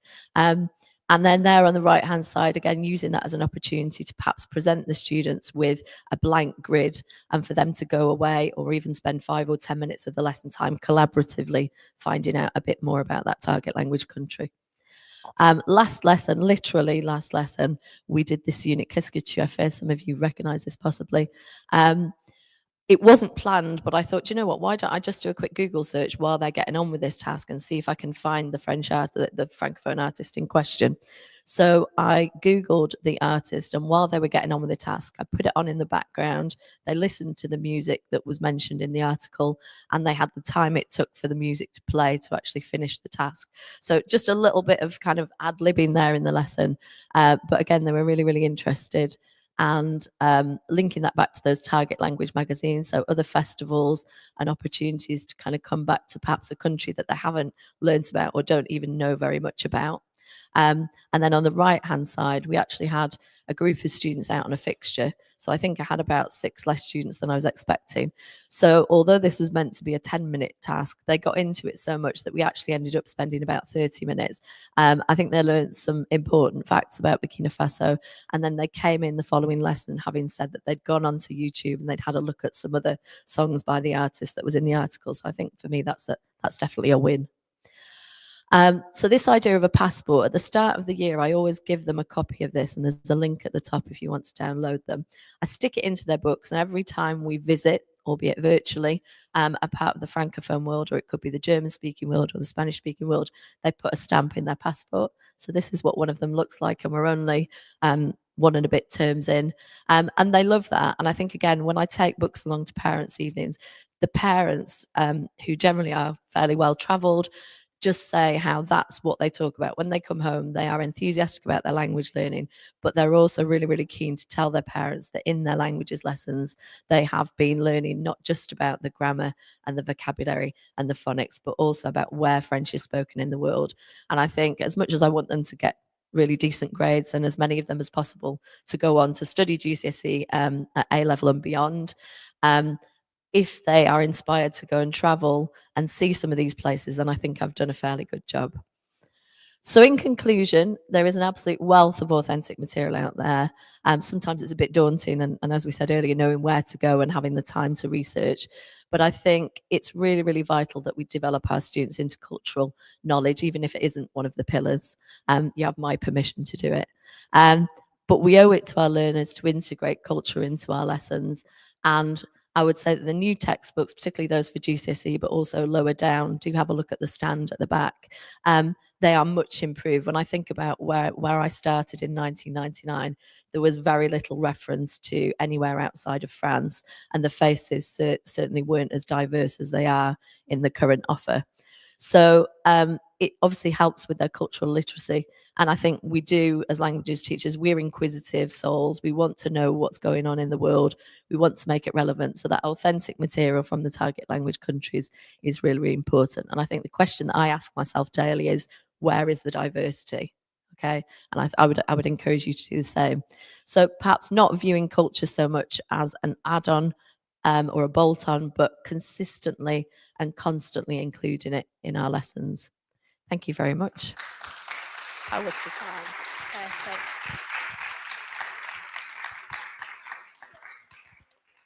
Thank you so much, Susie. Susie always has so much to share, so we really, really appreciate having you here with us today. Next up, we've got Natalia. Natalia spoke at our last online conference as well, and I found myself sat on my computer nodding along with everything that she was saying. It resonated so much, so I'm really looking forward to your presentation today. Natalia teaches in Staffordshire. She's lead teacher of German, and she's going to be talking to us about high expectations for our MFL learners. Thank you, Natalia. Great, thank you. So I'm going to be talking this morning about having high expectations of our students, all of our students, but particularly from my experience of teaching in disadvantaged communities, and also coming from a background of having a bit of a contrast of a more affluent area based on a disadvantaged area as well, and how to engage our students in learning languages and fostering that love of wanting to learn languages when, you know, support is historically not the highest in some of the areas that that I've taught in, and yeah, having that experience. So just as we said before, I am obviously teacher of MFL, but I teach French, German, and Spanish, all at Key Stage 4, and I'm also the lead teacher of German at my school, which is in Staffordshire. And the town in which I teach in the county has the lowest average annual income in the county. About 30%, just over, of our students are eligible for free school meals. And whilst that doesn't sound like a lot, there are some classes that I teach where all but 3 students in the room are eligible for free school meals, are pupil premium. And Spanish is also a core subject for us, which I think is really important, that from a leadership point of view from our school, we are afforded the same curriculum time as maths and English at Key Stage 4, which corresponds to 4 hours a week, which is huge. And we are a 1-week timetable. So every single week, all students are having 4 hours of Spanish, as well as 4 hours of maths and English, which is just massive. And we also offer French, German, and Italian as options. So students have got a wide range of languages that they can choose from. So looking at how we can understand disadvantaged communities, and particularly if you're like me and you've had that experience of maybe mainly being in areas where the majority of the pupils come from fairly decent backgrounds. We know that the difference in educational attainment isn't a new phenomenon based on background, but the size of the disadvantage gap has really remained constant for such a long period of time. It really begins in the early years, and I know that that's not particularly clear on the screen, and some of you at the back might not be able to see that. But in the early years, only 50% or 57% of students aged 5 who are eligible for free school meals are assessed as having a good level of development in meeting early learning goals. So if you really think about those students, how they are when they are in primary school and when they are first starting in their education career, if we think that that's 57% of students that don't meet those early learning goals, by the time that they come to secondary school, by the time that they are starting to pick up new subjects, and that's compared to sort of 75% from households where they are assessed as not needing that pupil premium free school meal criteria. And so by the time they get to high school, these are really persisting issues and challenges. And that data on the screen there only goes up to 2019. And we know since then that the whole world was changed, and we had the COVID pandemic, and that shaped our educational system in ways that we never would have imagined 5 years ago. But so the numbers pre-pandemic are telling, and I think we can only imagine how much of an impact COVID will have had on those numbers. So over the past 15 to 20 years, that attainment gap has barely changed, particularly at GCSE. And whilst we could spend so much time talking about different reasons for attainment and how GCSEs in MFL are harder to obtain because of harsher grading, and how COVID has changed family circumstances and the cost of living crisis and how that has impacted families. What I really want to focus on is how we can inspire and motivate our students from disadvantaged backgrounds, particularly when you might have a class sitting in front of you where over 75% of those students are eligible for free school meals and are pupil premium. And sometimes we find that coming with that is the attitude that they don't want to be in school at all, never mind being in your French lesson and learning about the future tense. So there are several specific barriers that in our lessons we have been trying to look at and address within our school. And one of those is low self-esteem. Students who come from disadvantaged backgrounds are possibly facing challenges in other subjects too. So if we think they are underachieving in our subject, that can quite likely be across the board. And so their self-esteem from subject to subject is taking a real battering. And they also may not have parents at home that are academically able to support them. It's not the case for every child, but definitely for some of those that I teach, we find that support from home is amazing, and we have amazing parents that support our children. But with the academic side of things, they are often not able to provide the input.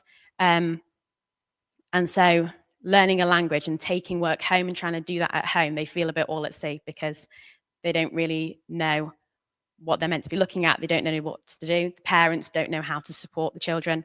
And this is where a mentoring program can be really helpful. And this is something that I've brought into school this year.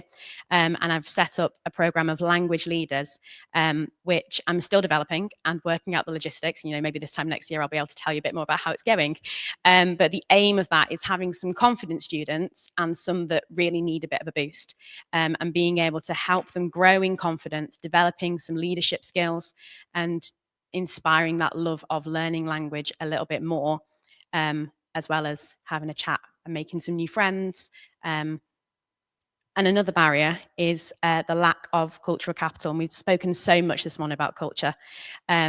Lots of our students can't go abroad in the summer holidays. They've never been outside Staffordshire. They've never been on a train before, a lot of them. Never mind going to a foreign country. And that is huge when we consider the cultural aspect and understanding that side of the specification.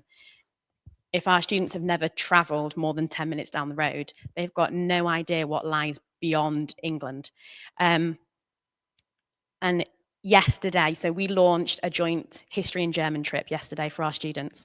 And I had year 7s directly after the assembly. And some of the year 7s said to me, Miss, is it really sad that I've not been abroad? I've never been on a plane. And some of them said to me, I really want to go, but will I have enough time to get my passport? Because they don't have one. So we try and make our school trips as accessible as possible. So that school trip to Germany, we launched it yesterday. It won't take place until 2026. The idea of that is that there's long enough time to spread out the payments so that parents can break it down. There's a payment plan. The monthly repayments are so much lower, because that makes it more accessible. If you turn around to them and go, we're going to do this in July, often the parents won't be able to get the funds together with short notice like that. And we also have a trip going to Paris next summer. And I was telling my head of department this the other day. So we've got a trip going to Paris. And one of the boys in my year 9 French class said, Miss, I'm really excited to go on the Paris trip because I can use my French and I might be able to understand what some people are saying. And the girl behind him said, why would you need to speak French? Because you're going to Paris. And it was at that point that I realized we needed to have a geography lesson in my MFL lesson, because she didn't realize, and some of the other children in the lesson didn't realize, that Paris is the capital of France. And I was like, this really shows the impact of that lack of cultural capital, that we're not aware of the other countries and what that looks like in terms of learning our language.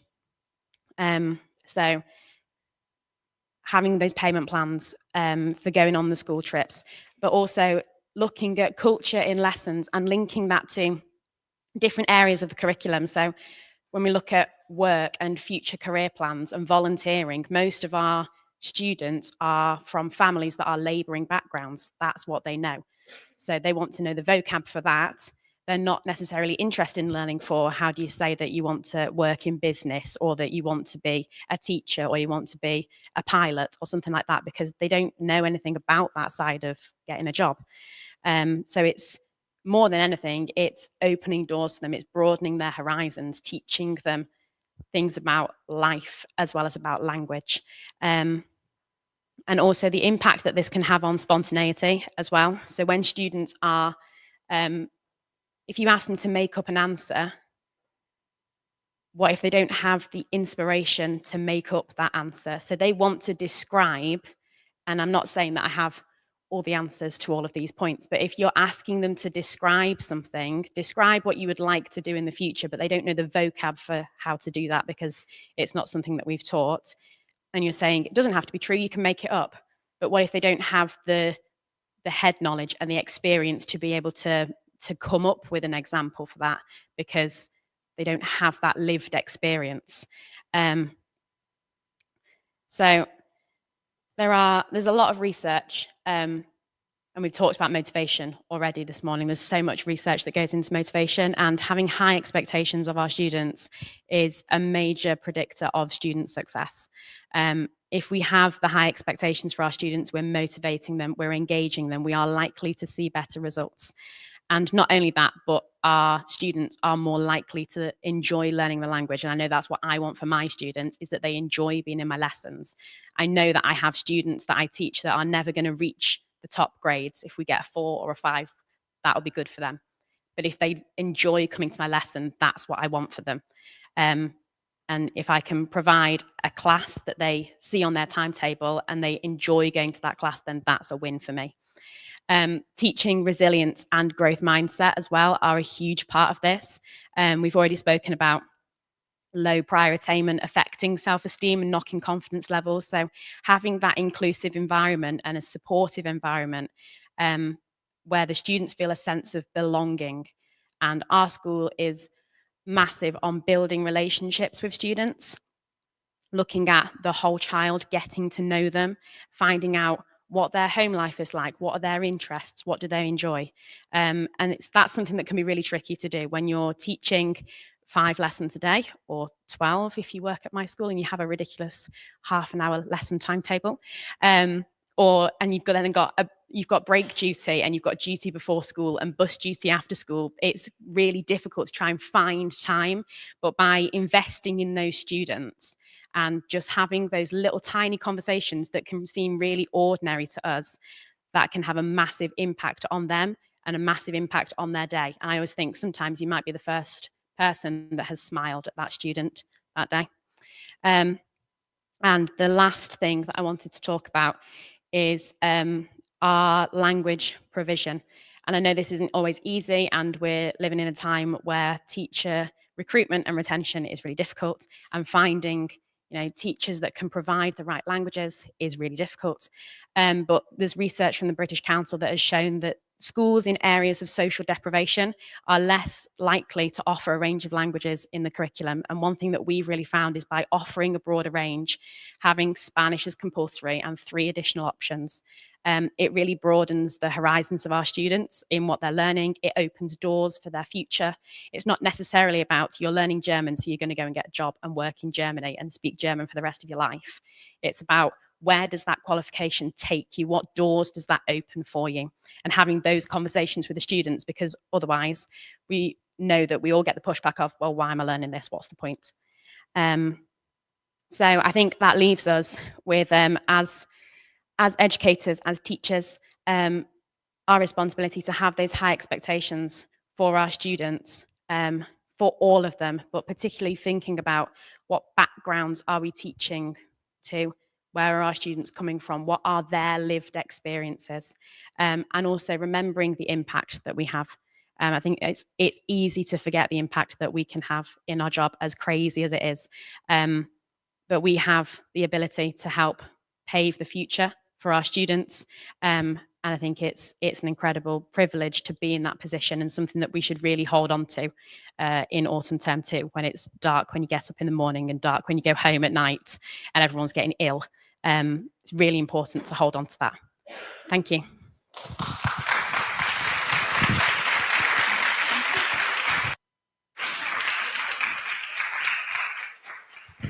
Brilliant. Thank you very much, Natalia, for that.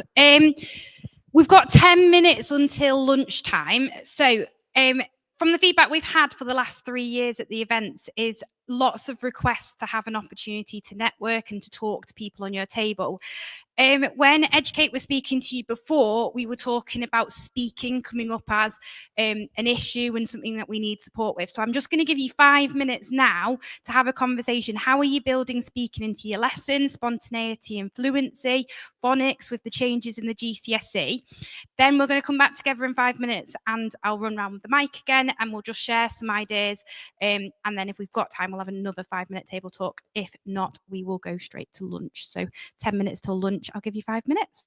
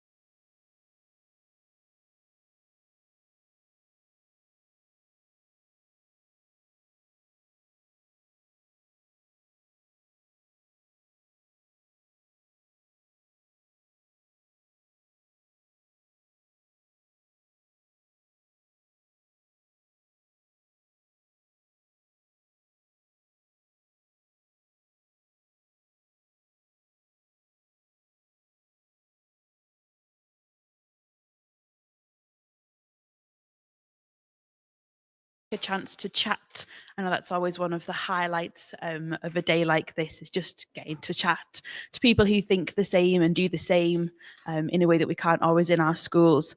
I've got Wendy with me, who's our next speaker. Wendy's our keynote, and we're really pleased to have her with us today. Wendy is a consultant for school improvement and for MFL, and has been principal of 2 schools in Yorkshire. Wendy's going to talk to us today about teaching languages successfully to low prior retaining pupils with SEND, and I'm sure she's going to give us some great takeaways for us to take back to our classroom on Monday. Thank you so much, Wendy. Thank you. And it's the first time I've been to one of these events, and it's a real pleasure. Thank you for inviting me. It's great to see so many teachers giving up a day of your own time, which is very precious, especially in November. So it's lovely to have had a chance to chat to many of you as well. So just a little bit more about myself. So some of the things, I've had a really fantastic career. I've been in teaching for 30 years, actually. Hopefully it's not ended yet. And I've done things like I used to teach on the PGCE course at Leeds University. I worked for SILT many years ago, and it was when we had a National Centre for Languages. And I did lots of different things. In fact, I've even presented in this very room before. I think about 15 years ago, there was a big push on, there was a new curriculum in 2007. And also there was a business in languages qualification, which was a level 2 qualification equivalent to a GCSE, and we used to do lots of sessions here. Things have changed a lot over time. I then went into senior leadership in about 2011. I didn't really ever intend to become a head teacher. It kind of happened to me. The head of the school where I was working sort of disappeared in a puff of smoke one day, and I got asked to do it. So it wasn't like it had been a burning ambition, but I did love doing it, and it was a great opportunity to sort of make, you've got power basically, haven't you? And of course, languages were very important in the schools that I worked in. I then went and took on a school that had been sort of in special measures and RI for 10 years in a very sort of Brexit supporting ex-mining community in South Yorkshire. And again, sort of eventually improved it. But so I do have a great passion for school improvement. I've got a great passion for working with students from disadvantaged backgrounds. So I've always taught in schools with high levels of disadvantage. When I was heading Bradford in a school which was 55% pupil premium, it was the most disadvantaged school in Bradford. And I've always been passionate about, that we, following what Natalia said earlier, that we should keep our expectations high, and we should expect those young people to have the chance to learn a language. And actually just chatting with Catherine now, just now talking about, I love the ambition that she's got in her sort of school with high levels of disadvantage for all students to take a GCSE, ideally, or at least 90%. And if not, maybe another qualification. And I would really encourage you that there's a curriculum review that's gone out now with our new government. And I would really encourage you to put something in there, because the more people who take some time and put something in there, maybe about another qualification, maybe about a vocational qualification for languages at 16, then the more people who put things like that, the more chance there is of change. So I do want to encourage that. And it all sort of links with what I'm doing today, which is talking about teaching languages successfully to low prior retainers. That is my X-stroke Twitter. I've actually just joined Blue Sky yesterday, but I've not yet put anything on it, but I will be eventually under the same name, putting things on there as well. And so although I was head teacher most recently in my career, I still continued to teach, and I always taught the bottom set in year 11. So basically the ones who didn't want to do French were were dragged kicking and screaming into my lessons. Although, obviously they did behave for me, but it is still a challenge. Some of those students had a target grade of a 1. Now, I don't know what your schools are like, but my schools used to sort of print these stickers that they were then supposed to stick on their books that said target grade of a 1. So I just got mine reprinted and it all said a 4. So they didn't know that really their target was meant to be a 1, because I don't think that's particularly good psychologically for anybody. And actually, it's more a target for you as the teacher to be aware of. It's a challenging target, you want the students to be challenged, but if they just think they're aiming for a 1, I don't particularly think that helps anyone. So that first bit of advice today is, if your students have got I'd say less than a 4, just change it and tell them that their target is a 4 minimum. So that's a good place to start. So That's enough of me talking to begin with. I've got a little think, pair, share activity. Okay, just for about a minute in your tables or in pairs. Would you mind just having a chat and thinking about what do you think low prior retaining or students with SEND? When I say SEND, I mean particularly, those students who are really coming with low prior attainment from Key Stage 2. So what do those students struggle with in particular? So 1 minute.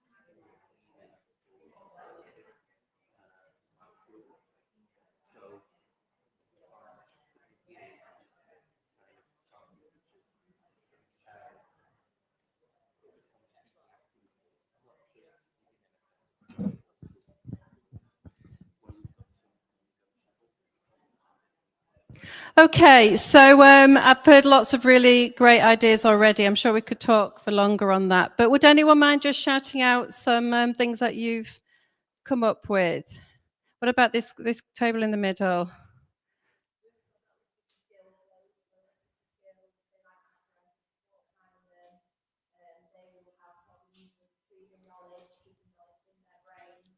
Yeah.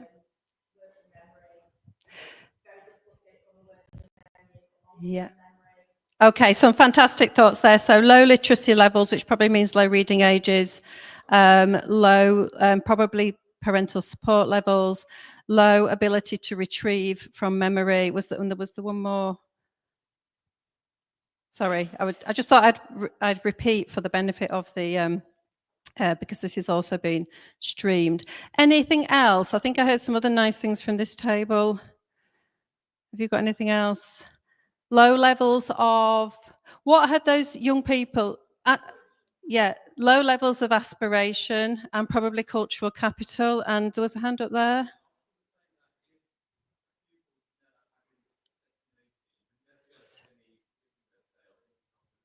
Yes. So low levels of confidence, usually just in their that sense of self-efficacy. They usually have felt that they're pretty rubbish at things. They're not that good at learning. And that often links then with challenging behaviour, because if students have got low levels of confidence, don't feel very good, they sort of act out a bit, don't they? And they try and distract attention from the fact that they are not feeling successful. So they are, it is a truth that if you have sets in your school, that the lower sets are usually the most challenging, aren't they, in terms of behaviour? And good schools would often reduce the numbers in those sets, so they're much smaller and therefore a bit easier to teach, ideally. So let's see what I've put on there. So they struggle with, so talking about working memory, cognitive load. They used to be called low ability students, and now they're called low prior retainers. The reason for that terminology was not to label students, but essentially they do struggle cognitively. So I think we just need to be honest about that. And languages are a challenging subject cognitively, aren't they? They're well known to be. It's harder for students to get better grades in them. It is hard to learn a language, and I often say that to my students. I don't want them to think that they're rubbish. I say I find it hard to learn a language as well. They often struggle with organisation as well, which then affects lots of other things. The lack of confidence and the lower reading age, just in general, lower literacy levels, lower vocabulary. And obviously, if you've got a wider vocabulary, you can make those links between cognates, can't you, when you're learning a language? And you've added lots of other great ideas as well. This is, by the way, I've said that I'm happy to share this presentation, so you're welcome. Feel free to take photos, but you're also welcome to have a copy. Okay, so what does help them? Focusing on, so narrowing things down and focusing on essentials, I would suggest. So there's a phrase, less is more, which is a good approach, but actually, ideally, less done well is more, is probably a better phrase to use. And we do want to have we don't want to lower expectations too much, so we do want to have a minimum expectation of what we want those students to achieve, but we probably need to think more carefully about how it's structured. And I actually think it is the best practitioners, the best teachers can teach lower ability, lower priority attainers well, because it is harder to do that. Higher priority attainers pick things up more quickly, don't need as structured an approach. So actually, when I was the head of department in charge of assigning people to, timetable, I would tend to put some of my better teachers, particularly in those groups where they were sort of struggling to get a grade 4, and the grade 4, or it used to be a C back in those days, was that key grade to get, or even the lower sets than that. So it's a little bit mean, maybe, if you're a good teacher, that you might get those, and ideally you are going to get a top set as well, but it does require a lot of skill. They need probably more repetition, more times repeated. That means if you do repeat things more, you're going to cover less content in the curriculum, so which is why you might need to maybe reduce down some of the vocabulary. And also, I would suggest support with how to learn. Now, I actually learned 3 languages at school. I learned French, Spanish, and German. And nobody ever told me once how to go about memorizing vocab. I kind of worked out a system for myself, because every night I was having to go home and learn vocab. But I was a sort of bright, high-retaining student, like lots of you probably were, and I worked it out for myself. But we will have to teach that to our students who might struggle. So we need to think about how we would do that. And then they need lots of practice, probably visual cues, but also not making the curriculum too easy. So they still need that opportunity to struggle and to grapple, which is what makes them also feel successful, if they feel like they've actually achieved something. I would suggest at the very beginning simplifying grammar to the first person. I still see in many schools, so I get the opportunity to do school reviews a lot. So this last week I've been in London, and I've led 2 school reviews, one in a London school and one in Essex. And because I'm usually the only linguist on the team, I always go in and see lots of MFL lessons. So yesterday I saw a whole series of Year 10 Spanish lessons, and that school bands their students into 6 bands of ability. So I went in to see lots of different Year 10 classes, and I saw sort of high, mid and low. And I'm still seeing probably 2 things that are too complicated at the lower end, and actually sometimes not pushing students enough at the higher end as well. But also in Year 7, I still see people teaching the full conjugation of verbs. That's every single part of the verb in Year 7. Now, I don't know about you, so I've got lots of head shaking there, which is a relief. I remember the last school where I became head, and I went to have a look at their what they were doing in Year 7, and they had little knowledge organisers, and everything was in full conjugations. And they looked at me aghast when I said, I think this is too difficult, it's too complicated. And they couldn't conceive of any other way of teaching grammar. And I think that's often because we were good language learners ourselves. We probably learnt full conjugations at the beginning, and we often just assume that that's the right way to teach because it's how we learnt well. And we should always remember we're probably in the top 1% of the population when it comes to learning a language. So it doesn't translate to be the right way to teach it as well. I'm really glad to hear as well earlier on today lots of mention of phonics. So it's the foundation of speaking and listening, of course. It wasn't, so 30 years ago when I trained to be a teacher, phonics was not a word that was ever used. It sort of came into the English curriculum in around 2000-ish.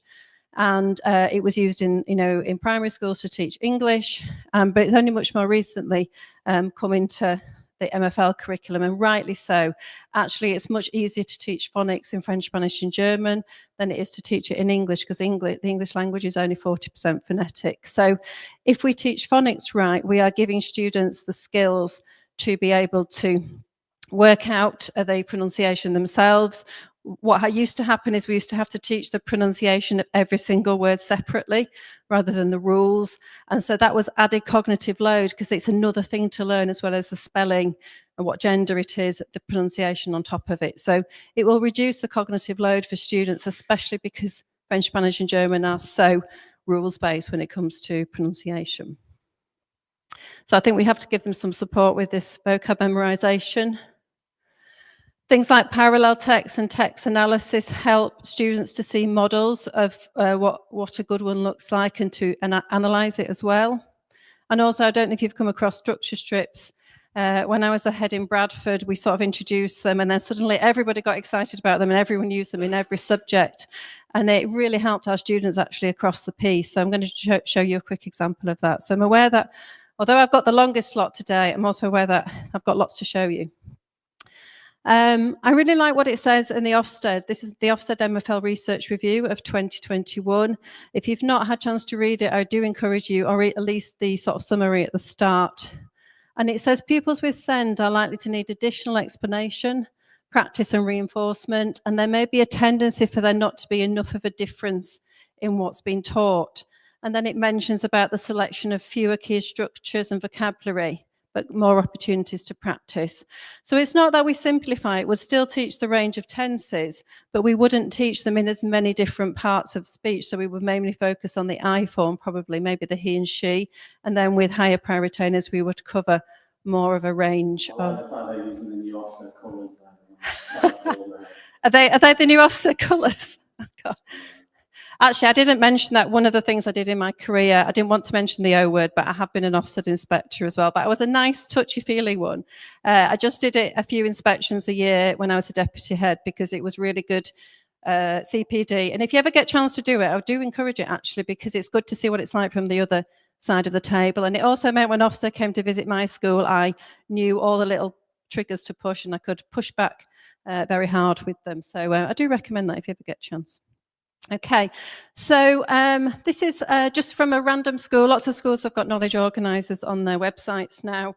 I just downloaded a few and had a look at them. Any thoughts on that for cognitive load? Or I don't know about you, but I don't understand most of what's going on there.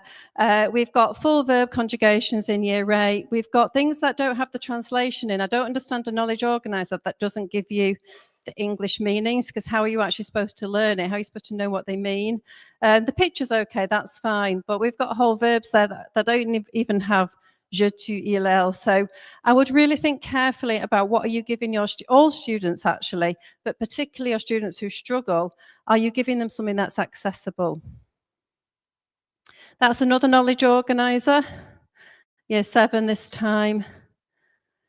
And I've actually covered up, this is a sort of current school, I've covered up all the words that are not on the new GCSE. And I'm not saying only restrict your vocab to what's on the new GCSE, but part of the reason for this new GCSE was to do the less is more, to reduce down the amount, because again, it's fine for high prior retainers, carry on with that if you want. But for your lower prior retainers, why not just restrict it to the words that they really need to know? Then make sure, the repetition, make sure they know it really well. Some schools I know are starting to sort of highlight in their knowledge augurs the words that are in the GCSE, so then they're making sure students know those and test them on them. If they still want to give extra words, then that's okay, but I would just think really carefully about which words you are teaching. And even in the schools that I've been into most recently, the last few weeks, sadly, I know what the words are on the new GCSE because I've been writing resources for BBC Bite Size for their new guys. So I know all the EdXL, I know the AQA, they kind of like go round in my head when I dream at night. And I can see, and I see words that people are still teaching a lot of at Key Stage 3. So I would just think carefully about that and perhaps do some amendments. And then that was the other side of that knowledge organiser. And you can see a lot less vocab for countries and nationalities. Again, I'm not saying don't teach. If students have been on holiday to those countries and want to say that, of course you teach it, but just think carefully about which ones you are teaching. Okay, we might want to think about some adaptations when teaching tenses. What's essential? What do students need to know to gain a grade 4? Because probably a grade 4 is what you'd be looking for with your lower sets, your low prior retainers. Often tenses in the I form only, so especially in the speaking exam. You can tick a lot of the boxes to cover a tense, mainly in the I form as well. So that it's worth looking at the criteria really carefully and seeing if that's possible. And perhaps teaching some set phrases. So sometimes I still see like the full Mrs. Van der Tramp or the verbs with être, and even higher prior retainers struggle with that. My daughter did a sort of higher GCSE a few years ago, and she said, "Mum, I just don't get all this Mrs. Van der Tramp stuff." And she was getting herself in a sort of big tiz about it, when actually for her to have learned a few set phrases would have been probably more useful, and she could have then used those successfully. We've got lots of sort of the je form there. This is the French example, and then 3 different words in 3 different tenses. And we can make a lot of sentences out of those and show, examiners that you can, use a wide range of different tenses, but it doesn't have to be in all the different forms. So I'm not going to spend too long on phonics, because I think lots of you know that, but there's a lady called Dr. Kathy Rassell, I think she's a professor or a doctor. She did the keynote speech at a Research Ed conference in Oxford recently, and she's done a really interesting piece of work where she's made up a completely new language, okay? And she took a big group of adults and she divided them in half. Half the adults were taught the phonics, so the sound spelling link of the language, and half of them weren't. I had to work it out, basically. So the group that, and it only took 3% of the whole teaching time to teach them the phonics.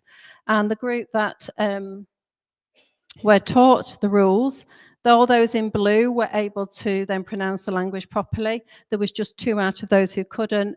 In the discovery group who had to work it out, only the ones in red could. So there were a lot, about half of them could, half of them couldn't. And that is a really sort of strong visual clue as to why phonics is so important. So it's teaching the rules of pronunciation. So I really like that one. And it doesn't take too much time. People say, I haven't got time to put it in. It definitely needs to go in the first year of learning a language, that proper phonics teaching. Obviously, you'll repeat it, revisit it later on, but you need to teach the phonemes really strongly in that time. So you might have to take something out of your curriculum, but you're investing in your students' good pronunciation later on. And who likes in year 11 to hear students saying, il est, wheat hers, et de me? It's horrible, isn't it? So invest that time early on, because otherwise they'll start making, get into bad habits, wrong pronunciation. It's really hard to change wrong pronunciation once they've got used to it. So we want to choose the most difficult phonemes in the languages that we teach, the ones that are very different between English and those languages. We need to have a phonics scheme, a plan. There's not a right or wrong, but you probably want the most high frequency phonemes first, the ones that come up a lot. This is an example, like I said, no right or wrong. Then you need to sort of have a sequenced activity. I would suggest something like this, where you do a review of previously taught phonemes, focus on a particular phoneme like wa in French, ask students which words they know already from what they've learned with the wa sound in. You want to do a micro listening activity, ideally, where they're listening to, say, 2 words or listening to a short song or a rhyme, and they tally how many times they hear that phoneme. And I'm not going to play you this, actually, but it's a really cute song by a little penguin in French called Piglou, to the tune of YMCA. It's called Moi j'aime skier. You can just Google it on YouTube, Moi j'aime skier. Once you listen to it, you'll just be singing it in your head forever. But that's a nice example of students being able to do a tally. And I even use this with a year 6 class, actually, because they'd got into the phonics way of thinking. They could listen to even a song, which was fairly fast, and tally it on a mini whiteboard and show me how many times they heard that sound in a song. And that's called a micro listening activity, where you're not listening for meaning or for actual words, you're just listening for sounds. But once you get good at listening for sounds, then that translates into knowing that whenever you hear something with wa in, it must be spelled oi in French, and so on. So sorry about that. Oh, there's no sound anyway, so it doesn't matter. That's the and so that's how many times you'd hear it, and then it goes moi j'aime skier is the chorus. So I do recommend Piglou, Moi j'aime skier. And then you want the students to do some speaking, some sort of read aloud. Tongue twisters, which I've heard mentioned before today, are great. That would be a good one with wa. And then ideally give them a series of words to pronounce that they've not seen before. So they're applying both the phoneme of this week, but also previously learnt phonemes as well. So you can think carefully about those. I also recommend teaching maybe 3 high-value phrases a year. and then building on those and repeating them over time, so that the students, you expect the students to use these in writing and speaking. So even your low prior retainers can manage to do that as long as you keep revisiting them, interleaving them into your curriculum. There's not a right or wrong set, but the main thing is to be consistent, and to be consistent as a department, so that if students swap sets or swap teachers over their 5-year course, then these can be used consistently. Sorry that most of my examples are in French. I hope that that you're okay with that. But they'd be things like I would like, it was, it will be, and then becoming more difficult over time. And obviously using these nice double verb phrases like I could plus an infinitive, just for those of you who don't speak French. I always show my students the forgetting curve. I really wish that I'd seen that. I think I only saw it about 10 years ago for the first time. And I thought, oh, so I'm not a bad teacher after all. There is a reason why my students come back after a week and they seem to have forgotten nearly everything that I've taught them. I used to think maybe I'm not doing it right, but everybody forgets. We all forget. If you've ever tried learning something and remembering something, we all do forget quickly, don't we? So I recommend showing this to your students to show them that there's nothing wrong with them, and the reason why they're forgetting. However, all is not lost. There are ways of overcoming that forgetting curve. Someone that I really recommend, and I think every teacher actually, no matter what subject you teach, should have a listen to this guy called Professor John Dunlosky. And he's on YouTube. He does a really good talk, and he actually he's not a languages specialist, but when he's talking about memory and learning, he uses learning a language as his example. He uses learning Swahili. And he also looks at the different techniques that all students use to try and learn and memorize. And he says that only 2 of these have got a high utility, as in they actually are useful. So this is something that I think all students actually should be aware of as well, because they probably do lots of these different ones. So I was normally ask you to work this out, but I've done it for you today. The 2 that are the most useful are practice testing, which is essentially retrieval practice, and distributed practice, which is the same language or grammatical structures spread out over time, which is what a good MFL curriculum would look like, and it will be sort of a spiral over time and getting harder bit by bit. It's the same content over time.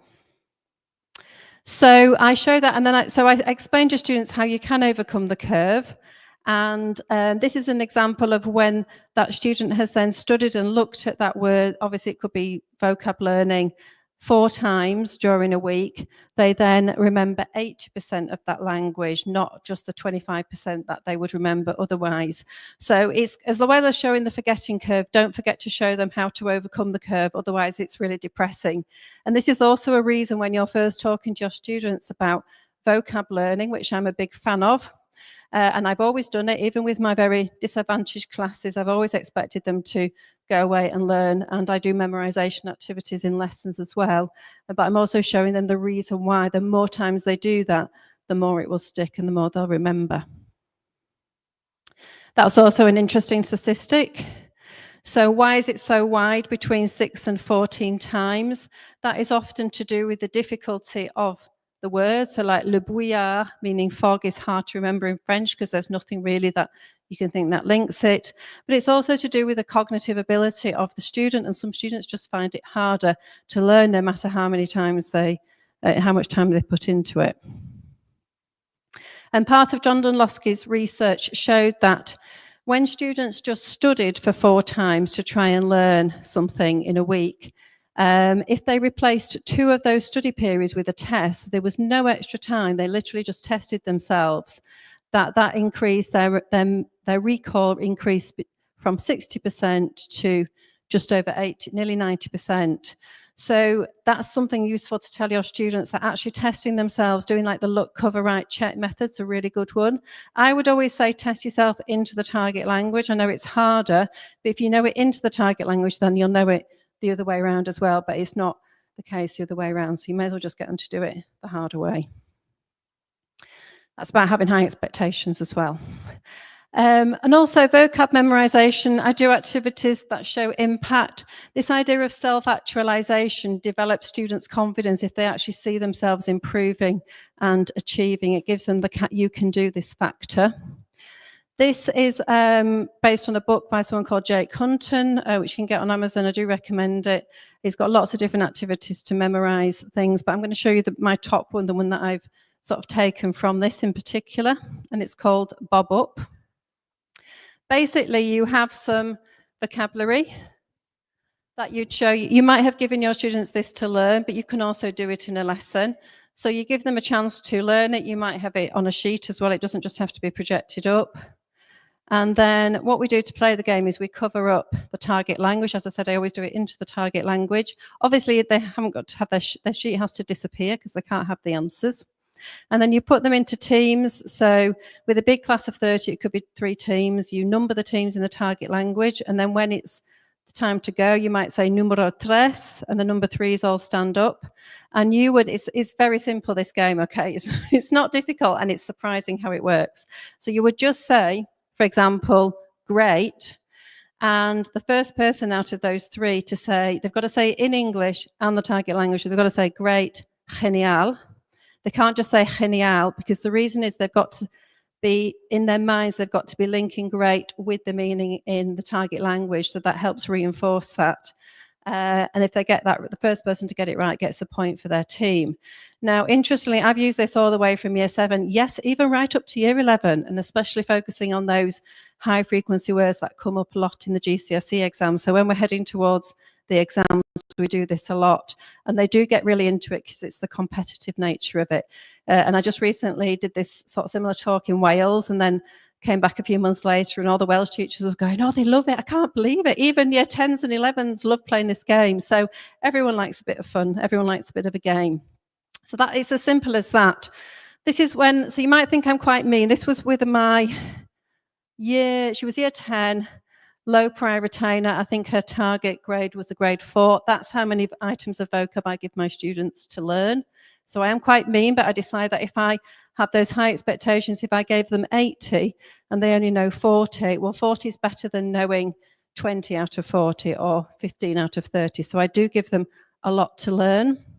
I gave them that, I think it was their vocab homework. Obviously, she hadn't done very much learning. I gave them it at the beginning of the lesson. I then did the bob-up activities with them during the lesson, and then gave them a test at the end.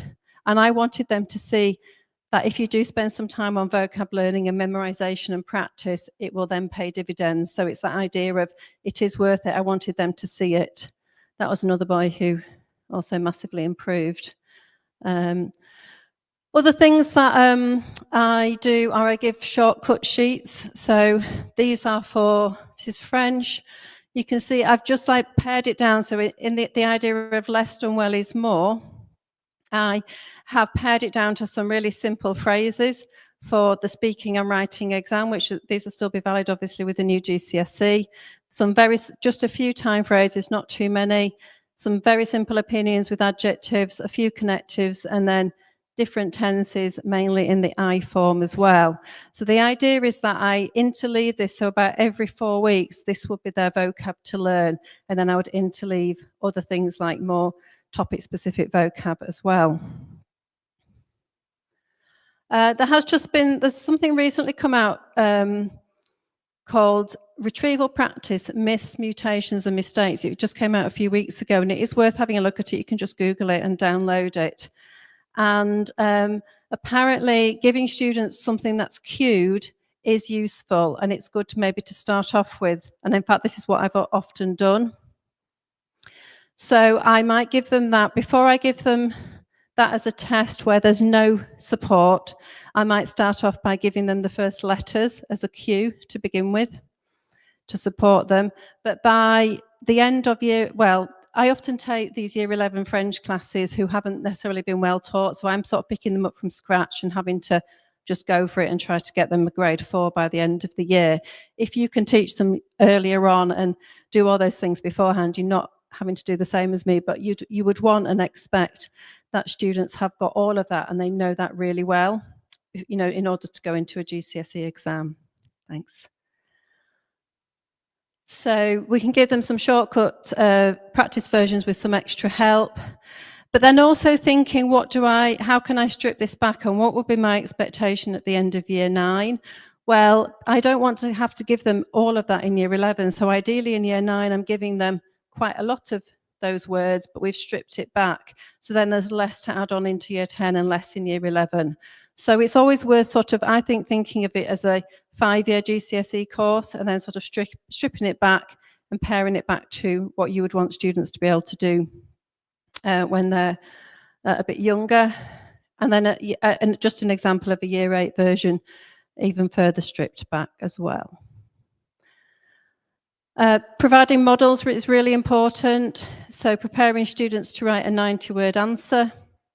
I really like the idea of parallel texts because you can deconstruct it, you can chunk phrases as well. So this was a 90-word pieces for GCSE.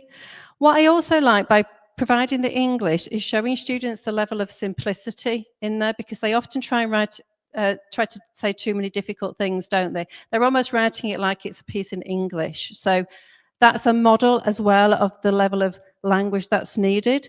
And I think that's really important, particularly if you're low prior retainers. You've got to spell things out bit by bit and really simplify it. And then I do whole class things. So I use mini whiteboards a lot because there's no hiding place with mini whiteboards, and it checks whole class understanding really quickly. I think that's one of the most useful tools you can use as a teacher in MFL. So I just sort of pull some of these phrases out, we chunk it together, and I would read anything that is a misconception. I'd be sort of picking up on that straight away with the mini whiteboards and reteaching. We'd do a grammatical analysis of a text, so we'd pull apart. So it's not enough just to give students a model, you've got to get them to work with it and think about it. So things like time phrases, opinion phrases, different tenses, and so on. You just need to have some really good mini whiteboard routines, so they all lift them at the same time. And try to get them to hover. If some of them show it, before everyone else, all the lazy ones just look and see what the other person. It's surprising the number of times I see teachers letting students just hold it whenever they feel like it, because it's like the whole point of it is you want to see what students can do without any help. So have a hovering situation, and to our montre or whichever language. And then also that this would be something they would, I mean, I put this up there, but you don't need to. You can just say the words. We stayed in a hotel. You don't have to prepare it like this, and then you can see what they know. And then you would obviously pull out a couple of mini whiteboards, pull out one that's correct and one that's got a mistake in, and then discuss that with the students. So what you do after a mini whiteboard activity is really important. It's not just doing it, it's using the next step to then do some immediate reteaching. And then finally, I'm hoping to keep to time here, structure strips are something that I mentioned. So these can be stuck into a student's exercise book, and then they would write, say it gives you the number of words that they've got to write in different sections, and some key vocab is provided. But I would suggest that you reduce, I would probably start using structure strips in year 9, possibly in year 8 for simple things as well. It depends on what you think is needed. But then I would reduce the level of support over time. So you can see I've got cues here. And then finally, just in English, because obviously over time, by the time they get to year 11, you want them to be able to manage without this. But it's given them the self-confidence and the self-efficacy that they can do it earlier on. And just one last thing, I really recommend walking, talking mocks, which is someone talking through an exam. And actually, I've done them in year 9 and year 10 as well, not just waited to GCSE, using a visualizer and talking students metacognitively through my thinking as I approach different activities. The listening exam is a great one to do it, and the reading exam. And it means you're talking through the skills that are needed to be able to approach and talking about cognates and how to work out meanings of words. You can talk through the mark system, helps time management, helps students complete a paper. And in the school in Bradford, we ended up getting what's called FFT5, which was in the top 5% of progress nationally. And walking, talking mocks was one of the really key ways that, as well as really good teaching, but this was a key way that we really helped our students to be successful in exams, I would suggest. So that's our cute little boy. So it's that feeling of success, and we've talked about that quite a lot today. Students need to feel successful in order to enjoy a subject and feel motivated to do it. If you wanted any more, if you've got any further queries or wanted any further of the resources like the shortcut sheets, I've got them in French and Spanish, then do feel free to email me. And thanks so much for being here today and listening. Thank you so much. Thank you, Wendy. That was brilliant. And I saw as I was stood at the back there, lots of people scribbling things down. It's really great, isn't it, when there's something practical that you can take away and think, I could implement this, if not tomorrow, maybe next week, or from sort of after Christmas in the new term.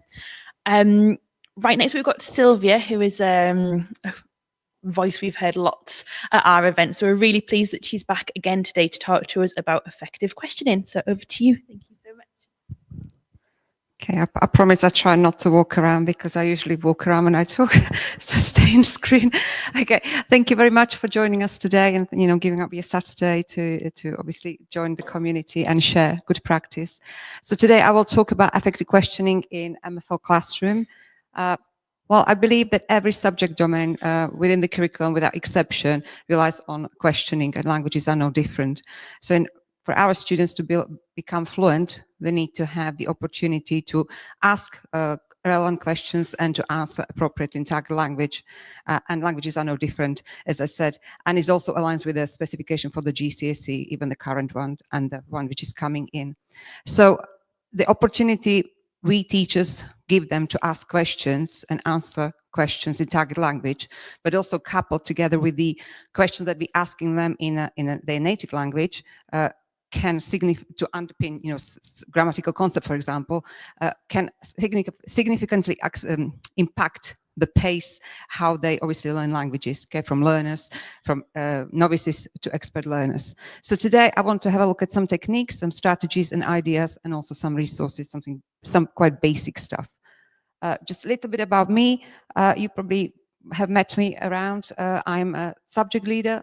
I have been a subject leader for the past 13 years. I teach in West Midlands in a school which has got quite a difficult background, or students with a difficult background, so higher than national average, SEND students, EL students, and also pupil premium students. I'm SLE, research lead, examiner for GCSE, fellow of Chartered College of Teaching, also AWM member and one of the GEMs. So I really like this quote from Barak Rosenstein, effective teachers ask significantly more questions than less effective teachers. So before we start, I would like you to think a little bit around your tables and ask yourself these questions for about a minute maybe. Why do we ask questions? Why do you ask questions in your practice? So if you have maybe a minute and I'll get some ideas back. Quite strange with it. Yeah, it's just quite strange holding the microphone because it keeps coming and going. So could be an awful lot of things like that. We make sure that students know what they're have also the opportunity to ask questions. All of those, and I would also say engagement as well, because I think you have to break that learning at station because it is really difficult. Isn't it, about just sitting there. Yeah, absolutely. Yeah, and like you said, people yeah. Are they getting it? If not, then I need to.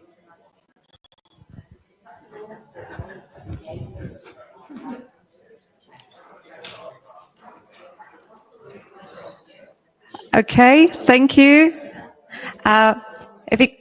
If it could come back, anybody wants to volunteer before I volunteer you? Some of the people that I know personally.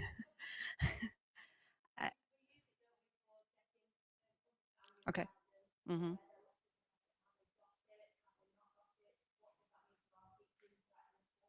Mm-hmm.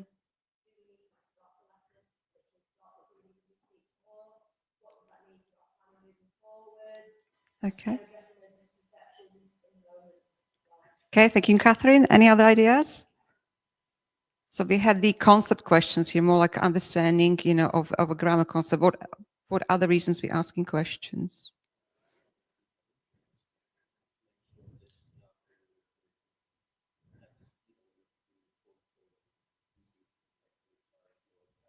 Mm-hmm.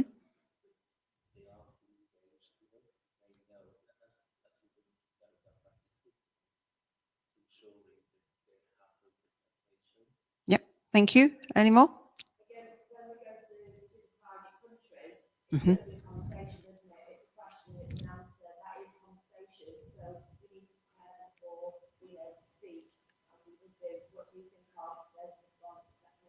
So also practicing the target language, basically, yes.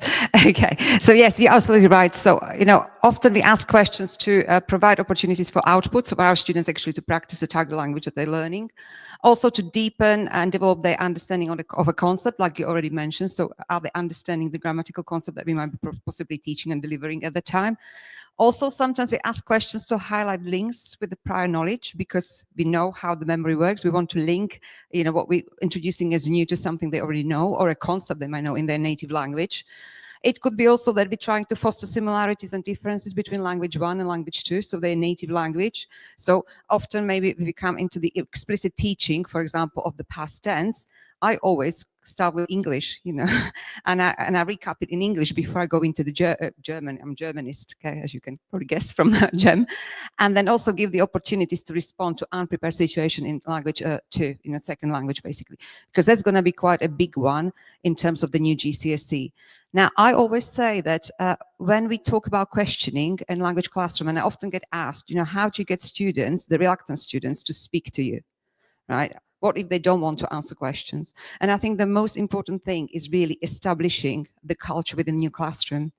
The first thing you need to put in place, or we need to put in place, is having an environment where our students feel safe to contribute, because making mistakes is learning opportunities. So if we explain to our students that our classroom is a safe environment, we don't expect them to know every answer, and it's okay to say, I don't know the answer yet, and bounce it to someone else. It's all acceptable, but we need to make sure that if we allow them to bounce the question to someone else, and I sometimes call it popcorn questioning, because they can popcorn the question to someone else, at some point I will come back to them and I will ask them the question again. So they need to still listen, that they're not off the hook. So it's very important that we establish it really from year 7. Okay, that's the first step we need to in terms of questioning. Now, what strategies can we then use? Okay, obviously, I'm not going to go into phonics. We already spoke about the phonics a lot, but it is a cornerstone, I would say, in speaking and listening. And if students can't pronounce words, okay, they can't understand the words as well when they hear them. If they learn them in the wrong pronunciation, they can't decode them. So phonics and also speaking practice. But speaking practice doesn't mean when we're asking them questions that it has to be absolutely 100% accurate. We want to have to start with any kind of response, even if it's just one word response. It's breaking that barrier of the speaking, which I mentioned before. Reading aloud. So if sometimes answering questions in target language is the difficulty, we can start with reading. Now, again, I often have, well, what you have these reluctant readers, or on your, student passport, you might say, do not ask, read out loud. You can always give that opportunity to students to read out loud. I teach year 9 bottom set. Every single one of them has got send, but they want to read. Many of them, I said, well, would you like to read? Yes, absolutely, they want to. It might not be 100% accurate, but that's what we are there for, to correct them, but correct them, in the right way. So we can always say, oh, no, we don't say this is not right. We would say, oh, who can say it a little bit better? Or do you want to think about it again? Could you try it again? Notice this. For example, in German, we always annotate. So EI and IE sounds are usually the issue. So they have a dot on in the second vowel because that's the one they're pronouncing. So you draw attention to that. Okay, opportunities to bounce that response. I'm going to be talking to you quite a bit about think, pair, share, which gives confidence and heightens also the accuracy. And then giving prompts, because sometimes there might be a good idea to move on to another learner, but sometimes through prompting, you can actually get the students to come to the answer. And that's always, more powerful. So here's an example of using prompts. So you might have a student and you ask, well, what does this mean? And sometimes you might get, well, I don't know. Well, okay, let's have a look at it. Let's break it down. And what you can see here is I would draw the attention back to when they learn, for example, here in year 7, the word Fußball. Okay, Fußball was football. So what does Fuß mean? Okay, it's a foot. Okay, and then we come to the verb, which is a quite high frequency verb. And we got gehen, they know it's go. So go by foot, walking. So use your prompting to get that meaning of that students rather than just giving up. Because sometimes it's easy to say, I don't know. Other strategies we can use, oops, it's not moving, oh, it's moving now. Yeah. I use quite a lot of think, pair, share. Now, many of you probably know the technique of I do, we do, you do. I put another layer in there. So we do I do, then we do as a class. I often do it with role plays and also picture tasks. But then I'll put a layer in there, you do in pairs, and then you do individually with me when I'm circulating. So you do in pair gives them opportunity to practice between themselves, asking the questions and answering the questions as an additional layer. And that's quite powerful as well. So here, I would have students think about, I don't know, concept, future tense. They would work in pairs, think about it. And then we would come into, asking questions. And when we're asking questions, we really want to have, high ratio. We want to ask as many students as possible, not just one, because we can't judge our checking for understanding on the answer of 1 or 2 students. Okay, we want to get that 80-20% ratio, 80 of them getting it, understanding it, before we decide whether we're moving on, whether we need to be reteaching, or, or whether we need to address that issue straight away in the lesson. So here, for example, I will start with the student 1. Can you remind me of the structure of your future tense?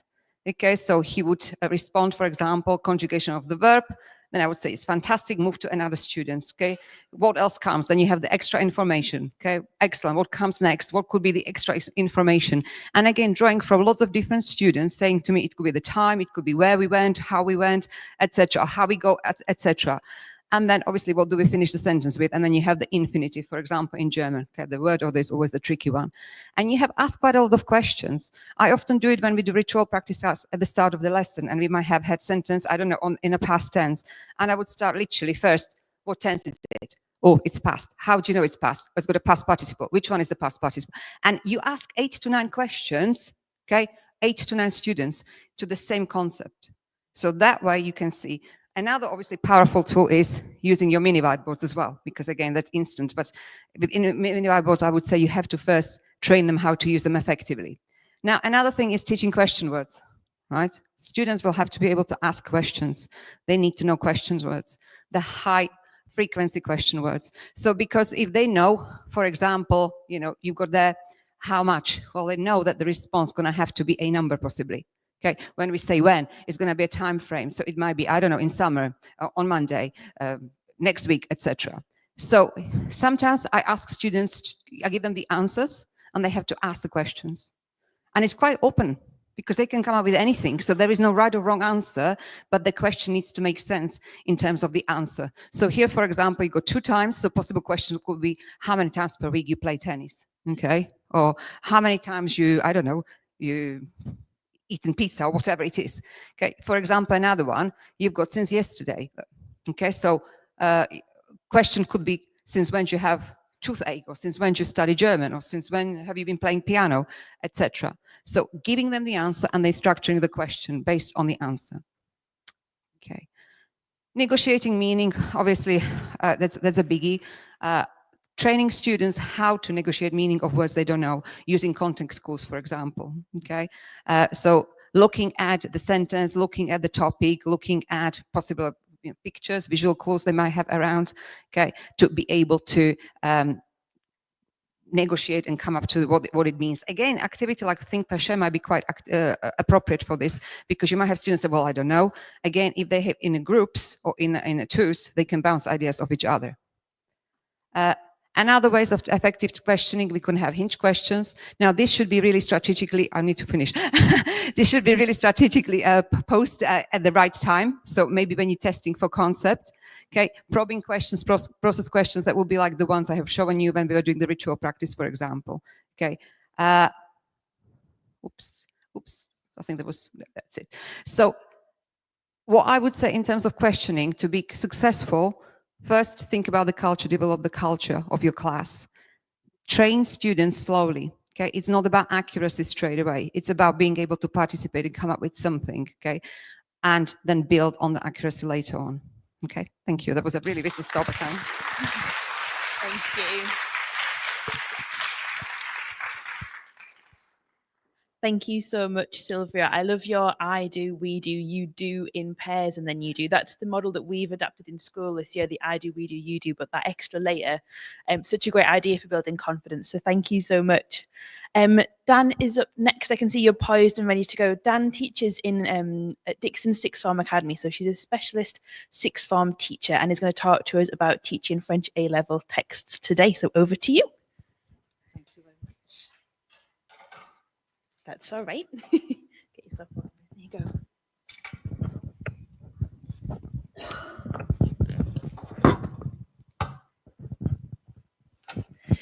It's going to be very difficult because I like to move my hands a lot, and now kind of having a mic, a mic and a clicker which I've never used before. No. Ah, okay. So no.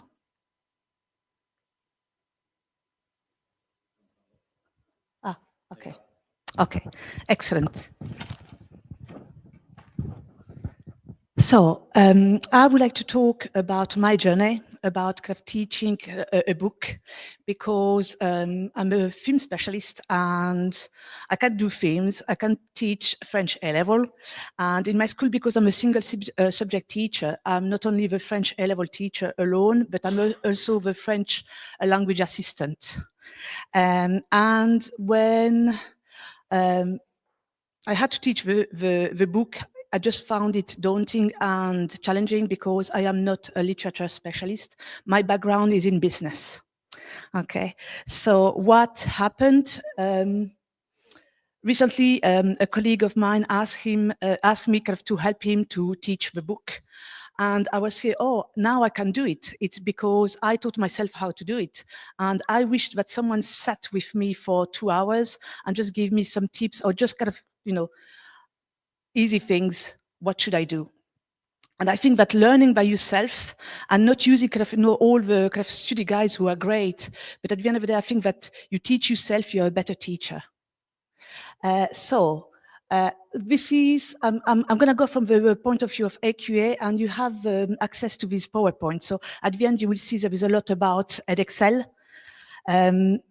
Because then after I was a bit nosy about what they are doing in Edexcel. So there is a nice area of choice.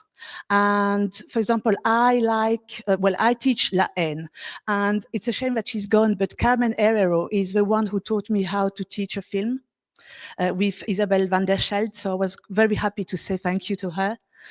So I teach La Haine, and then after I was here, well, I need to choose a text. Because some people in my school will say, oh, go for François Sagan or Joseph Joffo, etc. Well, first I was here, well, what can I teach? So because I've got La Haine, I discarded all the books which were kind of linked to suburbs, links to violence, links to the politics of immigration, or something like that. Then after, I discarded some books because I read them all, but some I didn't like. So I said, I can't. You need to like it a bit, and then after, I had to look at when they were written, what is the type of French, how long they are, etc., etc. So for me, there was only Guy de Maupassant, Albert Camus, and François Sagan I could work with, because I liked them, the three of them, and because my students, my cohort would like them. So that's it. So then after, so I'm sorry, it's a wordy slide, and kind of this is the things that I look into. So first, the author, and this is all kind of before starting teaching the book. So I looked at so I worked on, at the end I discarded Camus, so I was only working on Bonjour Tristesse, François Sagan, and Guy de Maupassant, Boule de Suif. So look at the author of the book, the biography, the key dates, then after, what is the historical context? Okay, sometimes it's quite important, sometimes it's not. The literature movement. Then after, I went into finding some summary for books, the introduction, the plot, the structure. Is it divided in kind of chapters, or is it just a long story? Then after, what type of story is it? Is it chronological or is there some flashbacks? The characters, main characters, secondary characters, you know, how they're described, and the character traits. What's the time and space? Where is it taking place? And how long is the story kind of developing? Then after the themes, you have a minimum of 3 themes. You can go to 10 themes. The style and the writing, you know, what is the stylistic device? And this is something kind of, you know, you need to know your metaphors, your similes, you need to be able to recognize them. And I'm not a literature specialist, so I will come back to that. The discourse, the vocabulary. Then after the quotation, you will have to bring kind of to create a list of quotation which are kind of useful. But this is something also you do with your students, you know, because they will come with some ideas, and sometimes you hear, how could I have missed that? And then after the dissertation, the essay based on the AQA mark scheme and the model essay. So. So I spoke about kind of, you know, you need to kind of know, you don't need to read all the books, you know. But, you know, for example, I didn't read, I read Un sac de billes, but I studied it in year 6 in France. So, you know, I knew the story. So kind of, and, you know, and I would say Un sac de billes is great because it's just kind of, you know, it's so simple as the vocab is going along. So you can do a lot with Un sac de billes. So you need to look at your cohort. I'm doing Guide aux Passants for the moment. It will be my 2nd time, but next year I'm changing to Bonjour, Bonjour Tristesse, just from the point of view that I know the students who are coming to me, and I know that they wouldn't be interested by an old book, but they will be interested by a love story. Okay, so you need to go along with your students because you need them hooked. Then after, you need to read the book. Every time I'm going on holidays, I'm on the plane for Basel, I've got my book with me. And I'm just reading, just kind of to know almost to know it by heart. Then after I did some research, you know, some academic writings, because some of them, for example, Claire Etcheverry, it's a nice book, but there is not a lot written about it, you know, in the point of academic writing.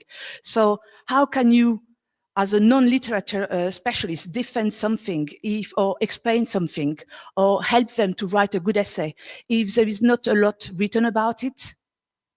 Then after, kind of, you know, I scan the book. So, and I give it to the students. And this is now my 3rd copy. The 3rd copy is really messy. I'm going to show you my 2nd copy. But it's just because you add and you annotate your copies. We can use the book, okay? But you have to break the spine. It's not practical. So scannings, and you have a bigger area to write, plenty of things. Okay, and then after, kind of, you know, I'm using the profil d'une œuvre because, again, not literature specialist. I need some ideas, and there are some, you know, there are some good things, you know. And I cross-reference, okay? I've got 2 study guides, and I will cross-reference the ideas which are coming the most. So then after I can make a list, and when I'm reading, I'm just kind of going back saying, oh, that is a metaphor, and that's linked to that, and that's linked to that. And then after I focus on the essay writing,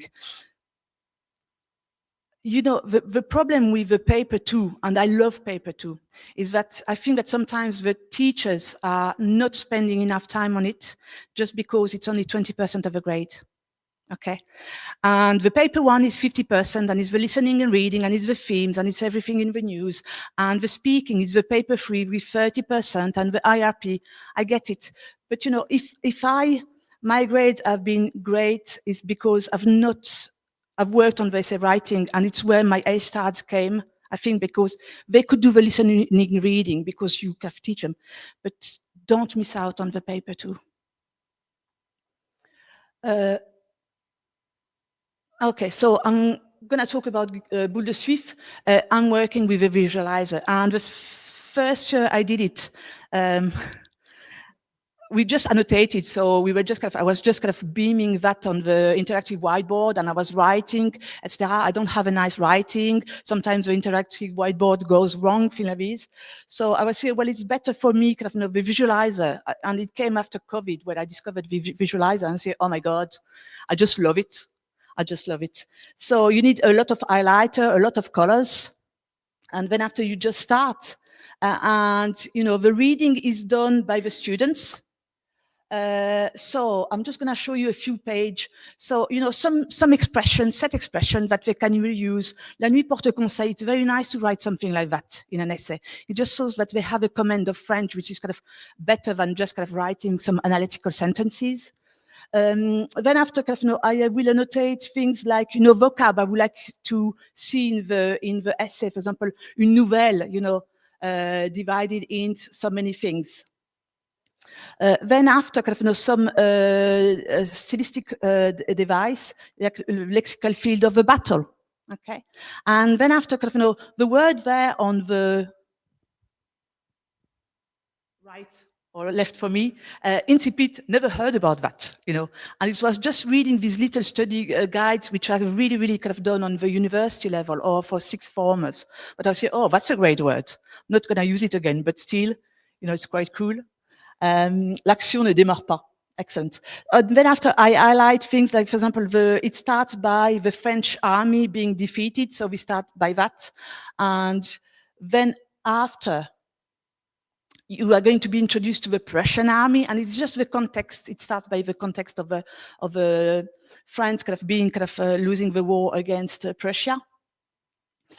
You have nice metaphors like une masse noire descendue, a black mass stooped down, something like that. Then after, again, some stylistic device, you know, I put the English too because I want them kind of, you know, if I was always talking in French, some of them I would just lose them. So they need to understand that, you know, fatality is linked to the thing that it's ominous. Okay, so it's kind of going from the French to the English. Highlighting a few things. I added some highlighting because kind of the students liked the sentence and they could use it with a theme. So yes, gone, because they will remember it better if they chose their own quotes. Then after, I'm working a lot with synonyms, but also antonyms. So Guy de Maupassant wrote something about la docilité des religieuses. Well, I added la servilité, because when I'm writing an essay, if they're going to use docility 10 times, I mean, the grade won't be kind of very high. So I need them to be able to use docile, servile, and kind of, you know, just kind of to go from one to the other. We worked on brave, courageux, brave, courageous, but also kind of the two antonyms, which is couard, lâche. And couard, lâche, there is only one word in English, which is coward. And then after, in some colors, you know, some important things. And then after some letters, it's for the main characters. Here appears verb, Breville, etc. Then after, kind of, you know, at the end, we talked about, well, what do you think about how the book is kind of, you know, set up? How many parts can you see? And most of the students could see 7, but then after, when we talk about the whole book at the end, kind of, you know, we realize that there's 9 parts, okay? And they are doing the reading, okay? I'm not really kind of, I'm just here to listen. I'm gonna correct, for example, the mispronunciation, which is very good for them.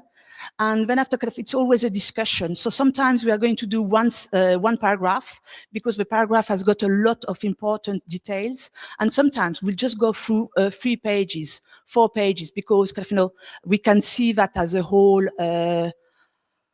point. Okay. And my starter will be kind of what have we read the lesson before. Okay. Give me a word of vocab that you can remember. You can retrieve. Give me a stylistic device or an element, which was quite important we saw yesterday. And it's always like that, the starting point of my lessons.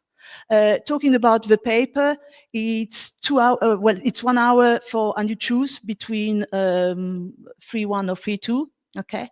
And you will see, I mean, I'm talking about A-level, but it's the same for GCSEs. It's the same assessment objective, okay? Mainly accurate, generally accurate, you know.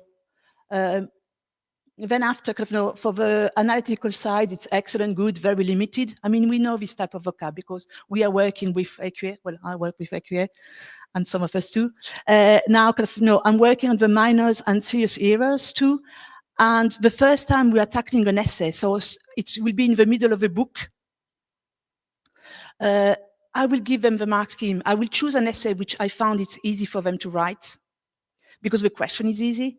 And then after, I will give them that, because the first essay I want them to write, I want them to think about writing 300 words in good French. So I don't want them to be traumatized by the lack of ideas or things like these. I want them to have the ideas and then have to find the example in the book and all in French. So it's a big work. It's something in a homework. They have the weekend to do that. And they start and they're very happy because they come back and they feel that they have succeeded something. They have succeeded an essay. Yes. Then after, at the third, fourth essay, I will just remove the ideas, because you will see that the ideas are sometimes coming back. And even though the question is different, some ideas are just repetitive. So this is a thank you for, I'm a single subject teacher. I need to do moderation because it's what we said, I'm a hard marker. I put a 21 to someone, and then after the other teacher came back saying it's a 24. So I'm very lucky, keep in touch with your old colleagues or the ones who have retired, things like this, because they helped me. And, I helped them too. I did the speaking for Harrogate recently, just So, it's working together collaboratively. Then after, the reason why I'm getting better at the book is that I went to see, so it's Mariam, she's the A-level English language and literature teacher in my school. And I did 2 weeks, not consecutive, but going to see her because she's the one who taught me how to use properly a visualizer, just because she was doing Frankenstein. And that, we are always learning. I've been a teacher for 15 years. Well, I came out of this session with her, and I was just really, I can't do the book, I can't do things, So yes. Now, reading. So you can follow the links, and I was just mentioning Edexcel. Okay, Edexcel, it's the same. But if I knew that I had more choices, I might have thought about Edexcel before. It's just because I was here, I need to do something, about something I know. So then after, the same thing, same mark scheme, with plenty of ideas. The mark scheme is roughly the same, and my last tip will be, the A-star. I think that the A-star is coming from the fact that you're teaching a film or a book. And I think that reading some essays from, from other schools and not at any point, nobody's mentioning a plan séquence in a film of La Haine, or nobody's mentioning, the lexical field in of a battle. When you have a question about, how Maupassant is depicting the two armies, I found it very strange. And, and I can understand the A because it's beautifully written. There is a lot of ideas. There is a lot of quotes. There is a lot of, yeah. Thank you very much. Thank you.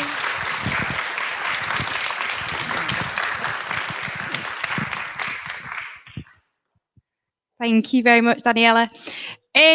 Just want to say a quick thank you to everyone once again for coming today. We're going to go to a break now till 15:15, and then we're going to come back for our last 2 presentations and our Q&A. On the note of the Q&A, we've got a 4 till 3:30 slot on Q&A. If you have any questions for our presenters during the break, can you just let Sophie, Tom, or I know and who they're directed at? Then we'll ask those questions. If not, we'll happily just run around with the mic. I don't know if anyone has seen is it still called a tweet on X? I don't know anymore. Post. Too excited. I don't think we've ever trended across the platform before, but we are trending in the United Kingdom on X. So keep the TTR MFL hashtag going. Thank you also to over 300 people watching online at the moment that is currently watching. And a shout out to Samia and Neil who've been commenting along on the comments online as well, and really getting involved there. We really do appreciate everyone's support. Again, thank you to the support of our sponsors. Today wouldn't be possible without Educate and OUP sponsoring our events and allowing us to put on the fantastic CPD that these presenters have provided for you all today. So a big thank you to everyone there. We'll come back in 10 minutes at 1:15. Thank you very much.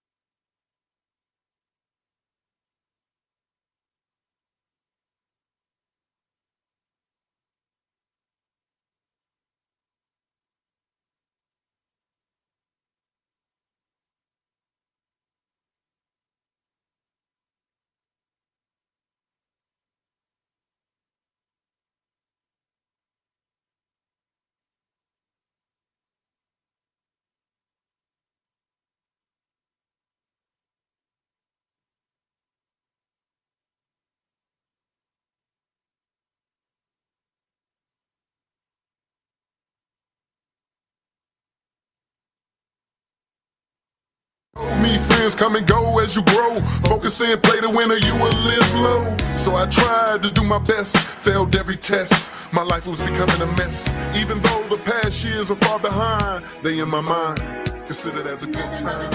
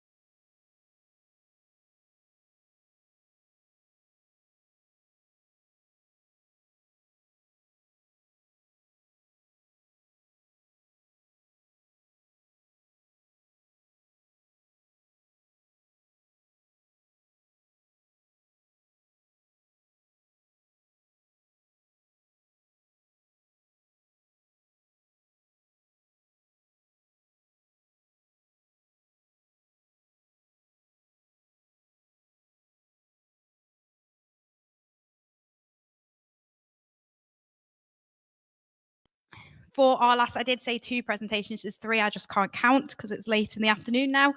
I'm going to hand over in a minute to Ben Levi, who's going to talk to us about bringing culture to the classroom. Ben is a lead practitioner of MFL and very keen to promote cultural capital and equality, diversity and inclusivity. He's passionate about engaging students in language learning and culture. Over to you, Ben. Hello, everyone. So, first of all, thank you so much for having me here today. Now, before I start, I'm going to do a very quick survey. So please raise your hand if you've ever had a student ask you, sir or miss, why should I learn a foreign language if everyone speaks English anyway? There we go. Familiar battle scars. There we go. So, there's my big face on there. So, my name's Ben Levi. I am a lead practitioner of MFL. I lead on cultural capital, as well as equality, diversity, and inclusivity in my school. I've co-authored some books. I blog, and I make online content around various things, teaching and language-based. So today I want to talk to you about bringing culture into the classroom and why, in my experience, it's a real game changer in helping students actually connect with languages. Now, I'm originally from Essex, in case you couldn't tell that. But I had the privilege of living in Spain from ages 13 through to 18. So in addition to my Essex accent, I can flip to being un poquito español. And thanks to my years traveling as a tennis player, yep, I did used to be, I haven't always looked like this. So I've developed a serious zest for culture. I love it. I love every part of it. And now I get to channel all of that curiosity into my language lessons in my school, my wonderful school, James Hornsby in Essex. Shout out. So from the UK to Spain to countless tennis courts around the world, one thing I've learned is that language and culture are inseparable. You can't truly understand one without the other. I'm sure we could all agree. So let me ask you this. How many times have we seen students disengaged with vocab lists, grammar, and conjugations? I've seen them sometimes. It's kind of like watching them sink slowly into a coma, to be completely honest. But the moment we bring stories, music, food, or a crazy cultural custom, bosh, they're alive again. Culture engages because culture is personal. So when I talk about Spain, I don't just talk about the language. I tell them about the late night dinners, which start at 10 p.m., which actually caught me out in the first place when I moved to Spain. The excitement of flamenco, the way people greet each other with a kiss on both cheeks. Men sometimes do as well. The insanely long queues for churros on a Sunday morning. God knows why. And also why lots of Spaniards do actually say mañana, quite often when they're asked to do anything vaguely urgent. Sorry, Spanish people, but it is the case. So these are things that students actually remember. And this is how language goes from just words on a page to an experience they can actually feel. But by bringing culture into the classroom, it isn't just about other cultures. It's about embracing and celebrating our own. And as British people, we do have a few, let's say, quirky traditions that are worth sharing. So let's be honest. Teaching students about queuing etiquette is practically a British cultural lesson in itself, because we love a queue. Our intense passion for tea, as if it's a miracle potion. You know, if you're not offered a cuppa when you go into someone's house in the UK, they probably don't want you there.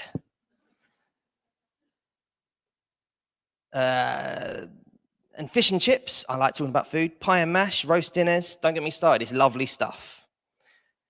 By sharing these elements of our culture, we show students that it's okay, even great, to be proud of where you're from. We show them that every culture is worth celebrating, including their own. But just as important as celebrating our own culture is embracing others, of course. Now, for me, this is personal. Moving to Spain as a teenager, I felt what it was like to be on the outside, to be the one learning the language, trying to fit in, as well as actually passing my exams. And that feeling is what shaped me. So in our classrooms, we might have students from different backgrounds with languages that aren't just French, Spanish, German. When we bring aspects of their culture, maybe it's a song in Urdu, game from China, a recipe from Poland, or even a phrase or two in Yoruba, Ekaro, Bawoni, I know a couple of them. We're telling students we see you and you're valued here. Now, this is powerful. It builds respect, it builds community, and it does build trust. Now, let's talk tactics, because if you're anything like me, you're looking for ideas you can take back to the classroom on Monday morning. So, here are a few of my favorites. Food days. I like talking about food. So, bring in iconic foods from different cultures. There's nothing like tapas to explain la hora de comer, or a cheese platter to explain French vocab around food. Plus, food is a universal language. I mean, who says no to churros? In my previous school, I used to do half-termly food tasting experiences with magdalenas, Mexican food, paella, accompanied by cultural lessons with them, which gave them a literal taste of culture without having to leave the walls of the school building. We did a flaming hot crisp tasting event, which was just so fun. Students created their own survey in the target language to discuss how flaming hot each crisp was in the target language. So if that isn't actually creating cultural curiosity through food, then I don't know what is. Music moments. So kicking off lessons with a song from the target culture. My students love hearing everything from Latin reggaeton to classic French chanson. It's a mood setter and it's a conversation starter. Before half term, we will learn a personal favorite of mine, which is Cielito Lindo from Mexico, with the main bit being ay, ay, ay, ay, which actually made them feel really Mexican. They loved that bit. Mini festivals, so to turn the classroom into a mini cultural celebration, a French carnival, Dia de los Muertos. So just last week, we had an amazing mariachi band in to perform for my students on Day of the Dead celebration. And it was incredible to see the faces of the students light up when they saw a genuine Mexican in their sombrero. But it's not about doing it perfectly. It's about sparking their curiosity. So one thing I find good is encouraging students to watch Coco for understanding Day of the Dead. And it's a great place for them to start too. Real life connections. Once I brought in photos from my years traveling and playing tennis abroad. Let's just say my mullet haircut from the early 2000s was a huge hit. I haven't got a photo of that, don't worry about that. And bringing personal stories, postcards, souvenirs, make languages feel real. Virtual pen pals, if you can connect with a school abroad or have a letter exchange or even a Zoom meetup is better now, really. Students are excited to share and learn because there's a real person on the other end of the line. Talks from internal or external speakers. So as part of my cultural diversity community, teachers in the school are invited to present on their own cultural heritage and background, which actually makes those teachers become like real people, because they think we're not sometimes. So cultural shows, there are amazing companies out there who can come into school to engage with culture and language in its authentic form through shows. And the key thing being, they're all within the school itself. So, and this is a very important point. We're often drawn to the ideals of being able to take students abroad to engage with culture and language in its authentic form. But we also have to remember and consider that, in all honesty, often our students can't afford even seemingly inexpensive trips, especially considering the living crisis, the cost of living crisis we're in at the moment. So that's why whether we can take students abroad or not, These in-house experiences are so important. So, stereotypes. Now, with culture comes the risk of stereotypes, of course. Sometimes students will say things like, isn't Spain all about siestas and fiestas? Aren't all French people into fashion? But this is actually a great opportunity. Instead of brushing these off, use them as teachable moments. Say, yes, some Spaniards like siestas, but let's talk about why. Let's talk about how it's not so much about laziness, but cultural value on family time, and it's about resting it during the hottest part of the day.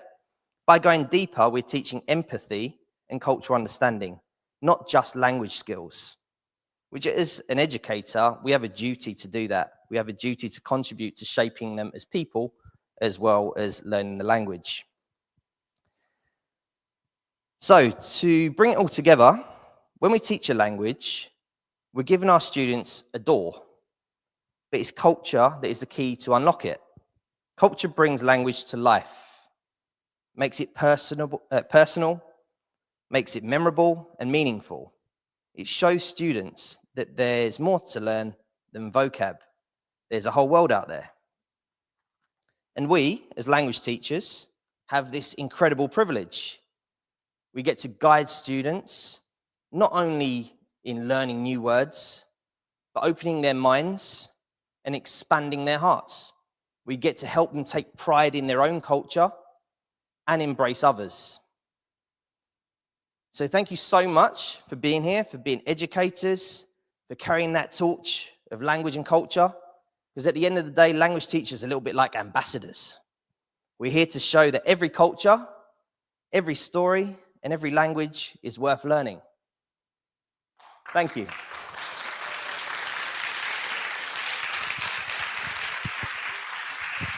Thanks, Ben.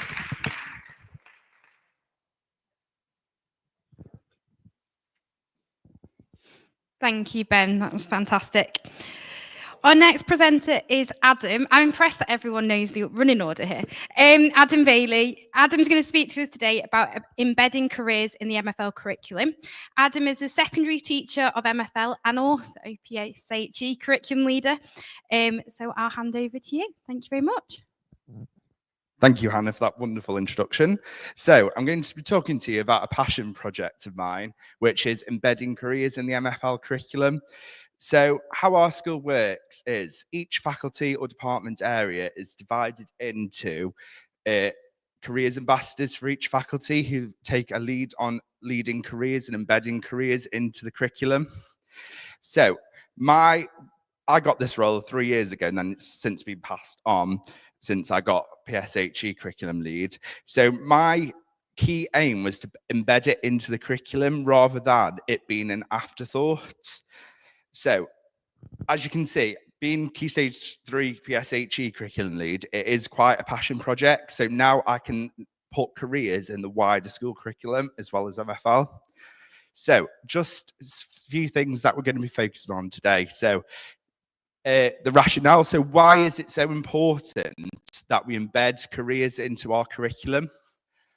The kind of in-school context or challenges I faced and why what I did came about, as well as the initial steps I took, so the starting points to achieve what I have achieved, as well as the intent, so what I set about to do.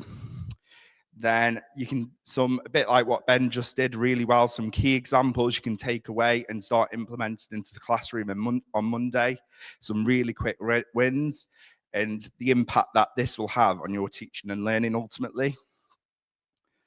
So just a key quote. So identified regulation, which in this case could be the desire to learn a language in order to improve chances of getting a job or accessing higher education, is more autonomous or self-determined and considered to approximate to intrinsic motivation. I think that's just a key to have in mind throughout this. So I don't need to tell you that there is a link between the pupil, motivation, and progress. So ultimately, if they're motivated, they'll engage, they'll make progress. I'm sure we all know that in this room. So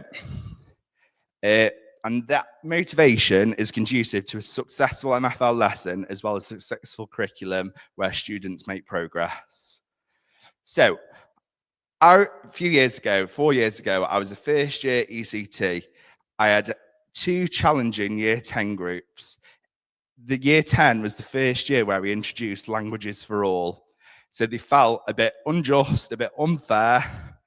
Why are we taking this? They felt a bit hard done by because obviously we all want to do what we want to do and what we're interested in. And they weren't interested, and that's fair enough in a way. So they were disengaged, unmotivated, and that all-important question, which is threaded through a few trainings today, why? So they couldn't see the relevance and the importance. The why is important in what we do, to build that intrinsic motivation by introducing long-term outcomes so they can see the relevance.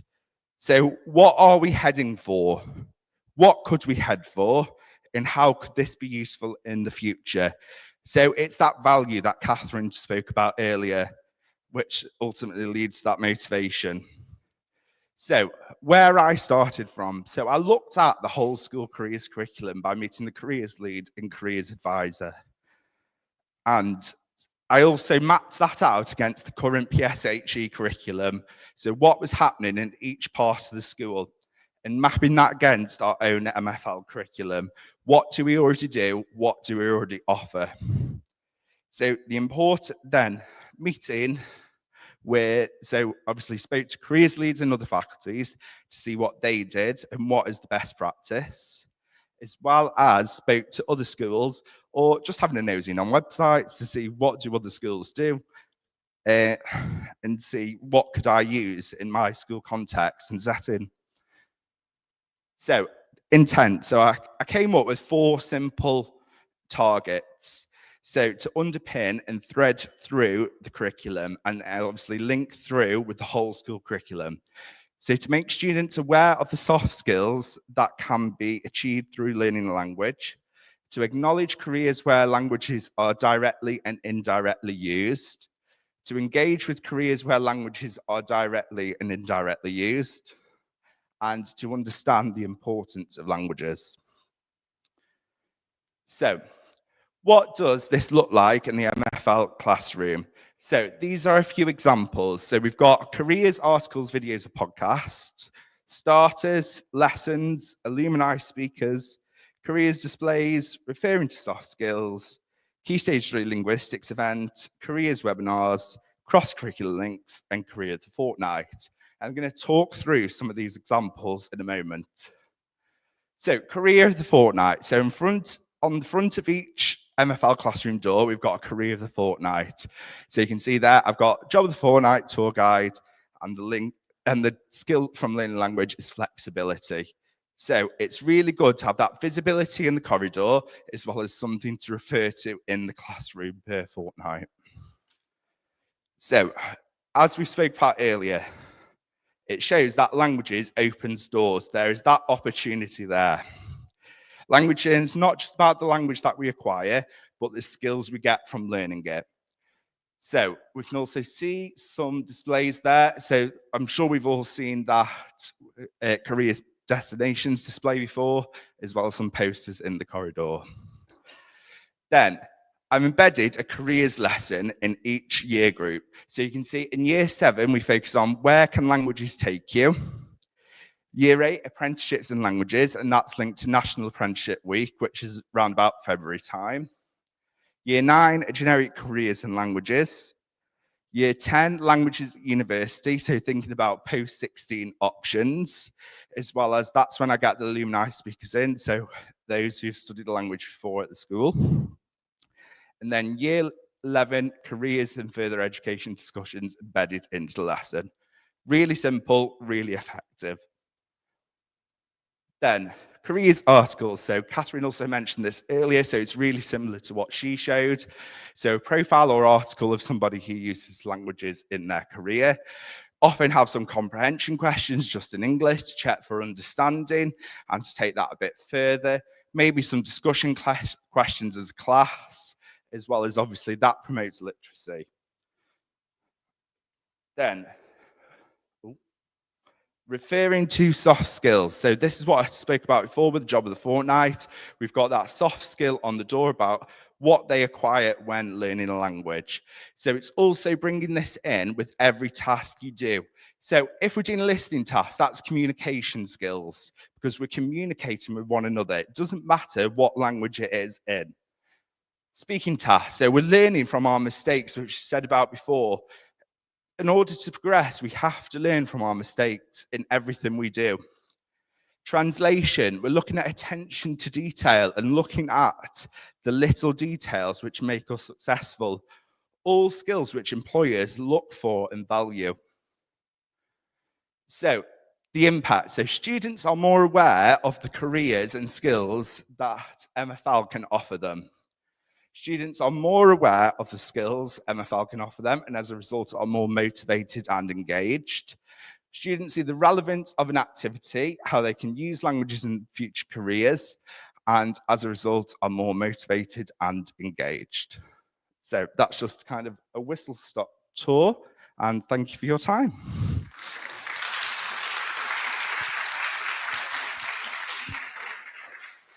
Thank you. Amazing. Just really briefly, everyone, before our last presentation.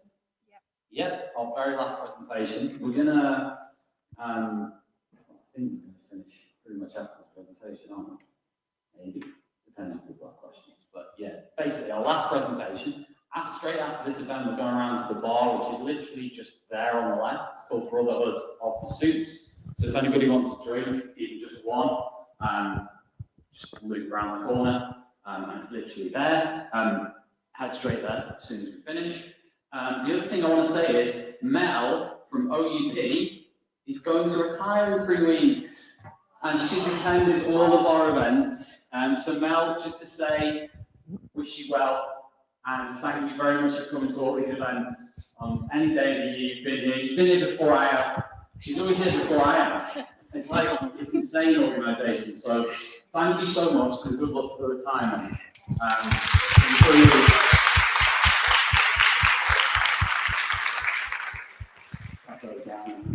Thanks.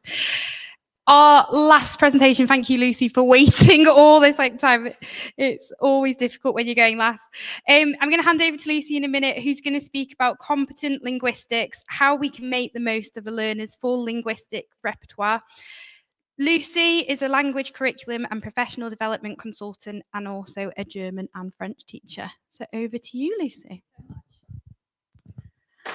Okay, I do not want to hear the words graveyard slot going on anywhere in this room, but I do promise that that glass of wine, that time with your family, time away from absolutely everyone after a very crazy week in the world of education, as I'm sure is the case for all of us, it is just around the corner. So if you could give every last bit of blood, sweat and tears to the session, I'd be so grateful.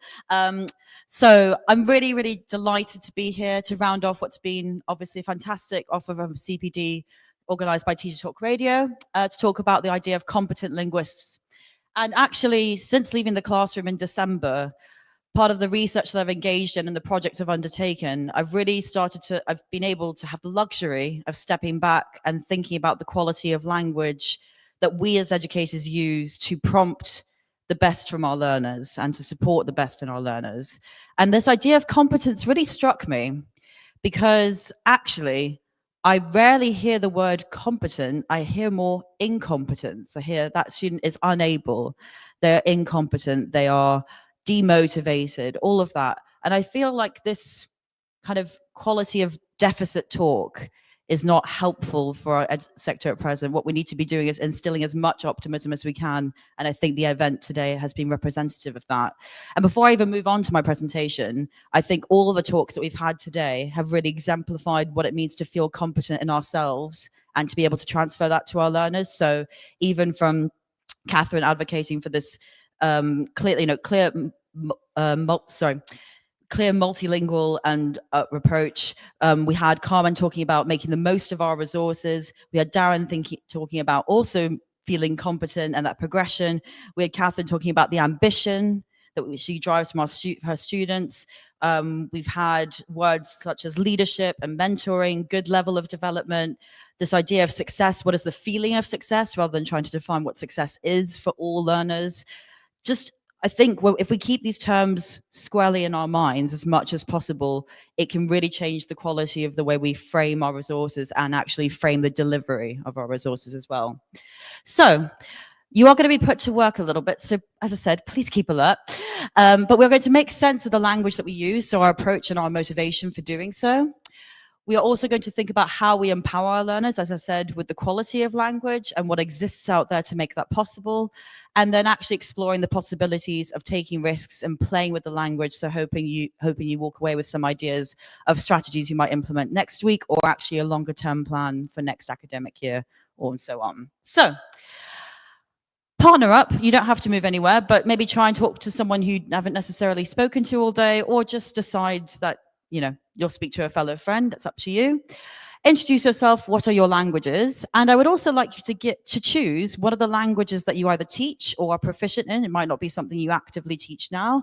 And in that language, I'd like you to give a single sentence answer to as many of those questions as possible. So I'm going to give you 1 minute to do so. Off you go.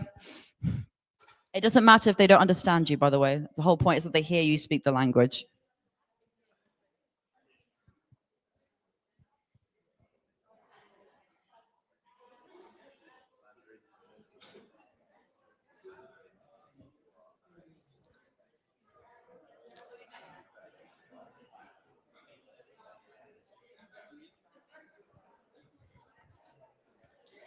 Okay, 30 Sekunden, 30 Sekunden.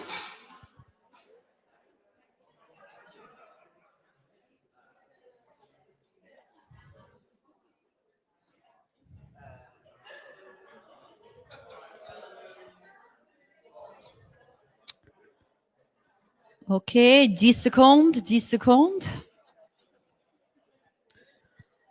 Und 5, 4, 3, 2, 1.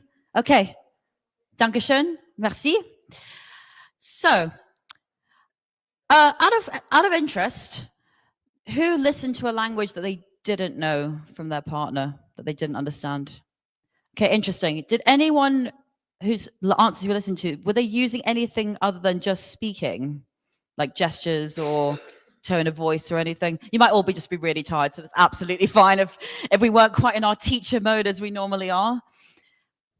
Okay, but just have a think about that, because what I'm going to ask you to do now is to listen to me give my answers to those particular questions, and I'm going to give you the written form of them as well. I think there might be 1 or 2 of you who might speak this language, but I just want you to see if you can discern or comprehend or infer anything that I'm actually saying.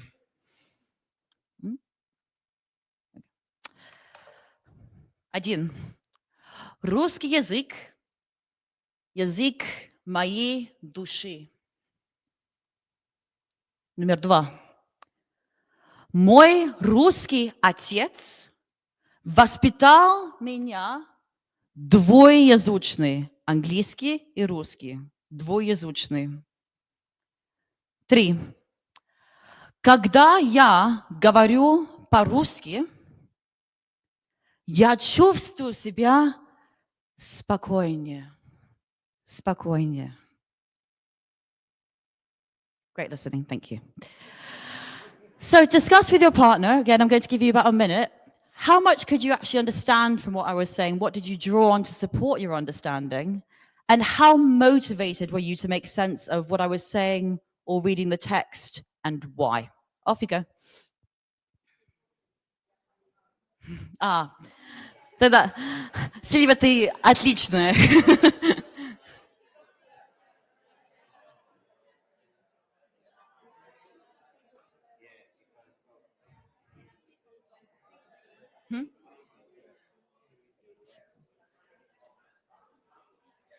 Okay, I will do.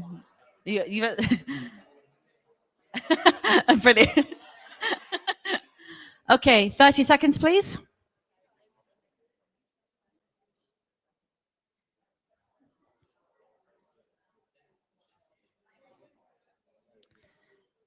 Okay, 15 seconds.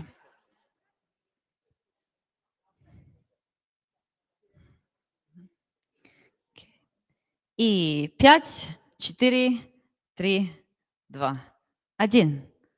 Gracias. Would anyone like to volunteer? Just going to have one in the interest of time and also that glass of wine waiting for us at the end of the presentation. Could I have perhaps Wendy, could you say what was discussed in relation to the first question? How much could you understand and what you use to support understanding?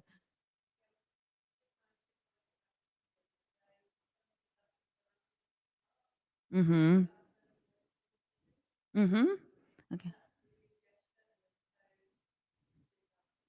Okay, wonderful. Thank you. Oh, thanks. My father would be proud to hear that. Pam, from the back table, did you have an answer to the second question? How motivated were you to make sense of the text and why? You can say that you were completely unmotivated. I totally understand.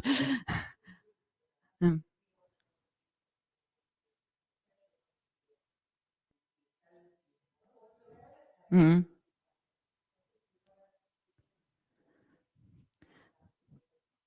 So the hook is there. I mean, obviously we're a room full of languages teachers, so I'd hope it would be a bit more motivating. But the fact is, even if you didn't understand absolutely everything I was saying, or you interpreted my gestures to mean one thing and it didn't mean exactly what I had communicated, the whole point is I would never even dare to brandish any of you incompetent or unable to understand that. None of us are working from a deficit model because we are actually all linguists. And I think it's only right that we treat all learners as such.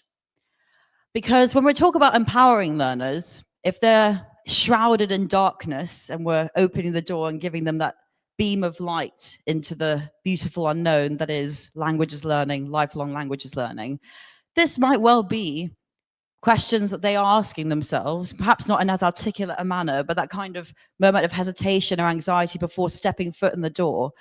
This can become such a transformative moment if we think about those questions, and rather than thinking, oh gosh, they're heaped with anxiety, they're heaped with hesitation or inhibition. And in fact, it's like, well, if they do speak another language at home, how am I able to make a use of that?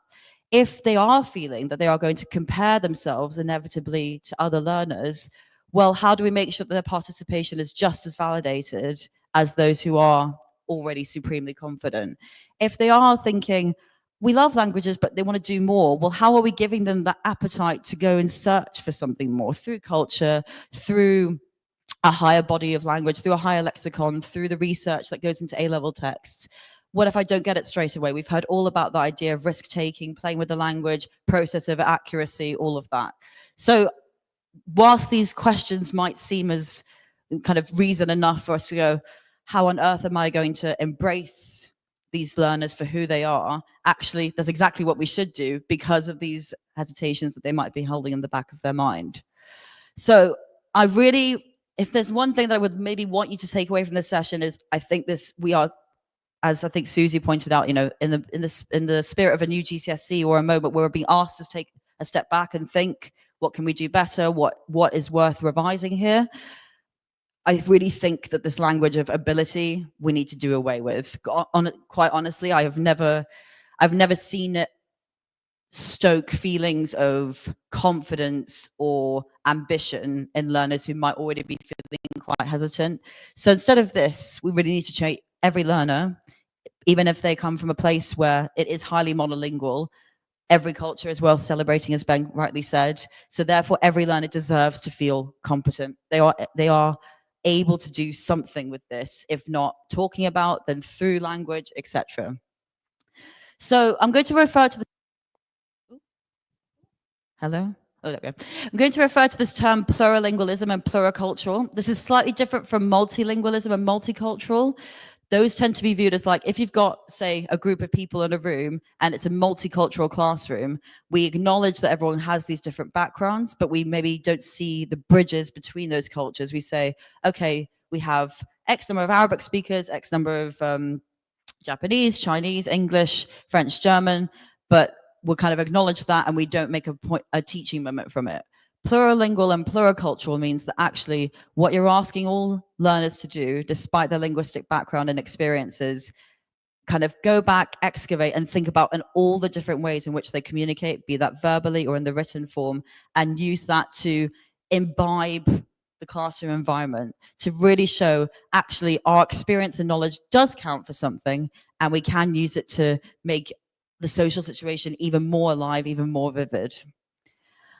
So, as an example, okay, das ist ein deutsches Gedicht, okay, a German poem. Ich will mit dem gehen, den ich liebe. So, I'm only showing you the German for now, okay, but we might start to ask them, okay, syntactically, if we think English is the dominant language, how is the sentence structured compared to English? Are there any words that look like they might be spelled similarly? Form-wise, how many letters are there? And actually, if we were to try and make a guess, like you did with the Russian, as to what those sentences meant, obviously whilst having read them aloud, can we start to decode the meaning? And then once we could reveal, as Wendy was talking about with parallel texts, once we reveal the English translation, we get them to think about, are there any cognates? Were there things that were different than what you expected? So for example, I know that maybe A1 learners, so beginner learners of German might think will means will, but in fact, actually it means I want to, okay? So that might surprise them, but at least they were already speculating as to the meaning. And then as they grow more and more confident, we might then think, well, actually, once we understand the chunks of language, what additional vocabulary might be able to substitute, or indeed bringing out an open forum, what other aspects of this language were they speculating, and can they compare anything about the German poem or the English translation to language that they've experienced from their own repertoire? And in fact, actually, this is a poem by Bertolt Brecht, but there's so many, I think, there's high frequency language in there, and the structures are not totally impenetrable. I did this with a year 9 class, but I actually believe that this was from my training year. I believe that if I brought this to year 7s, they would have been able to understand it. Another thing that I did as part of a project, even the microphone's giving up, we know it's nearly time to go home. Another thing that I did was a part of a project to get them thinking about how they were linguistically competent as new year 7 learners, newly arrived to secondary school, was showing them this text in which language? Portuguese. And I don't speak Portuguese, by the way, but the reason I chose it was because it was a language I was pretty certain none of my learners would be able to speak, and I do not speak it either. But this is the annotated model that we're seeing here. They wouldn't have had any of this, and they would have begun to understand actually which words can I immediately translate into English, which language do we think we're reading, what are the linguists use, can we try reading at least one sentence aloud, what makes us unsure about how to pronounce it. Pick a sentence, how much do you think you can understand? So again, we're doing that speculation, probing dialogue that Sylvia alluded to earlier. I'm going to do a very seamless microphone switch. Thank you. You've got 1 minute. Okay. And then here we can use dramatics and speech. Un empereur, le ventre rond, des sourcils procéeux, très longue moustache, très vaniteux, that kind of thing. So we're not speaking complete sentences, we're thinking about cognates and gestures. Here we're thinking about the sounds of particular words that look like words that we have in English, thinking about what is the most important thing about a vocabulary item, how it is used in context would be my one, but they might speculate differently. Here we're thinking about actually parallel text, which parts of which are translated properly, and then actually can we from context figure out what the missing word is, even from the Norwegian national anthem. Asking them right from the outset, what are their favorite words, who are they as linguists, and what does it actually mean to be a linguist for them? And then finally, as a project you could do, at the very start, you've really got to find hesitant learners, you could do this thing where you actually start to get them to verbalize and write down what it is they really love about being a linguist, or what they might be, potentially scared about. But the moment if you can acknowledge that mostly from the outside, you acknowledge that they are competent enough to be in your classroom. So, as a final last word for me, the reason I think competence is so important is because it's 21st century learning for 21st century classrooms. We operate in a world of mass communication, and we need to figure out actually what does it mean to be competent in that world. It is a case for not only motivating your students, but actually keeping us in the classroom. We know teacher retention is poor. What's going to make you feel the most confident and happiest being in that classroom with your learners? Learners and teachers are both social agents, so it's the quality of language we use with one another to empower each other. And then finally, as I said before, if we focus on the process of accuracy, we'll recognize that we actually have a group of really competent linguists. So I'm really hoping that is a message that you can take away today. You are all competent linguists, and so are your learners. So thank you very much.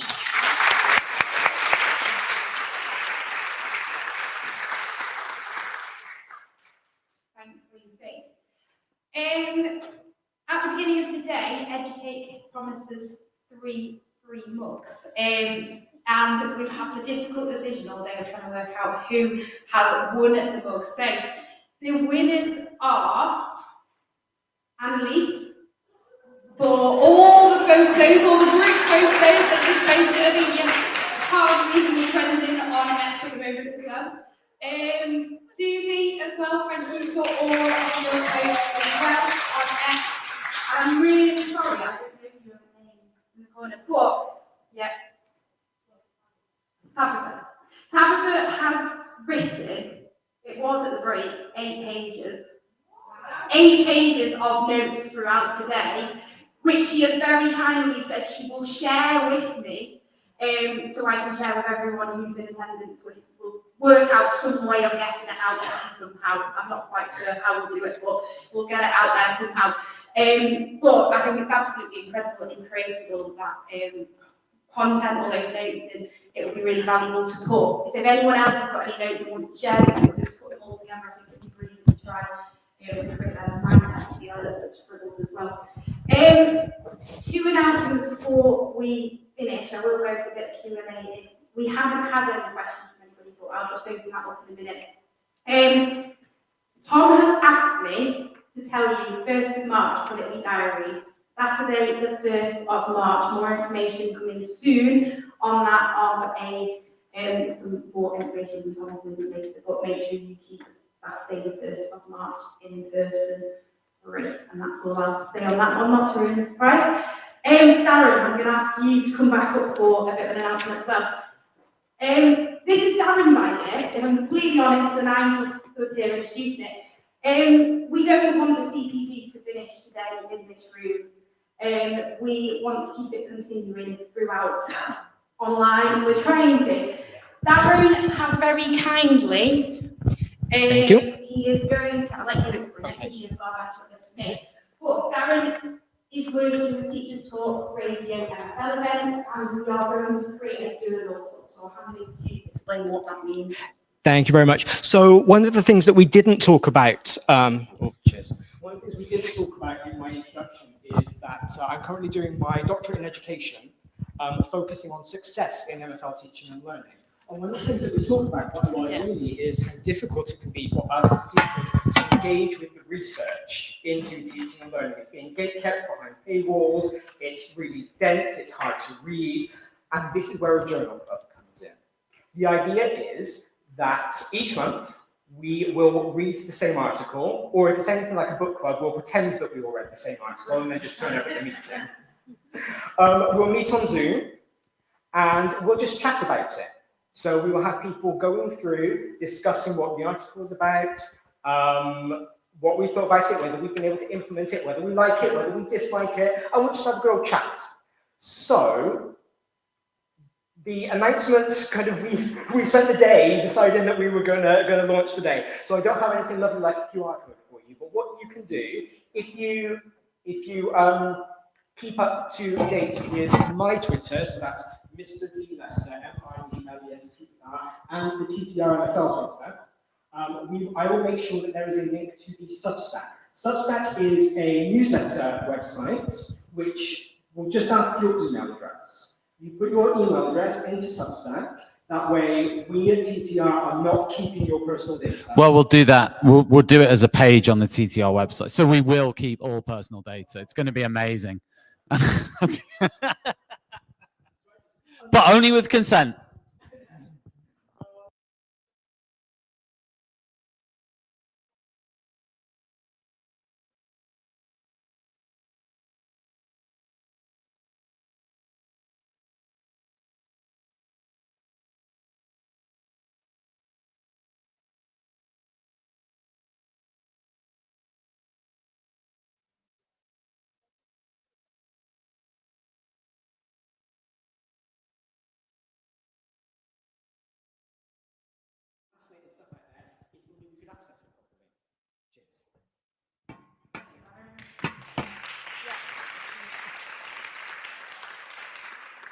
I'm personally very excited for it, so thank you, Darren, for taking the lead on that.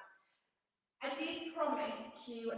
Before we go to Q&A, can I just thank our sponsors again, Educate, for everything you do for sponsoring events, being here today, and Oxford University Press as well. As I've already said, today wouldn't be possible without our sponsors. Can I also thank Sophie and Esmeralda, obviously Esmeralda can't be with us today, who are on the team for everything they do to make Teachers Talk Radio MFL events successful, and all the support they've given me, putting up with my messages every 2 minutes of the day, and reminding everyone to get stuff organised and while we're up to everything. And most importantly, thank you coming out on a Saturday when the weather's pretty miserable and it's getting dark early on as well. Have any got any questions for any of our speakers before we wrap up? Emily?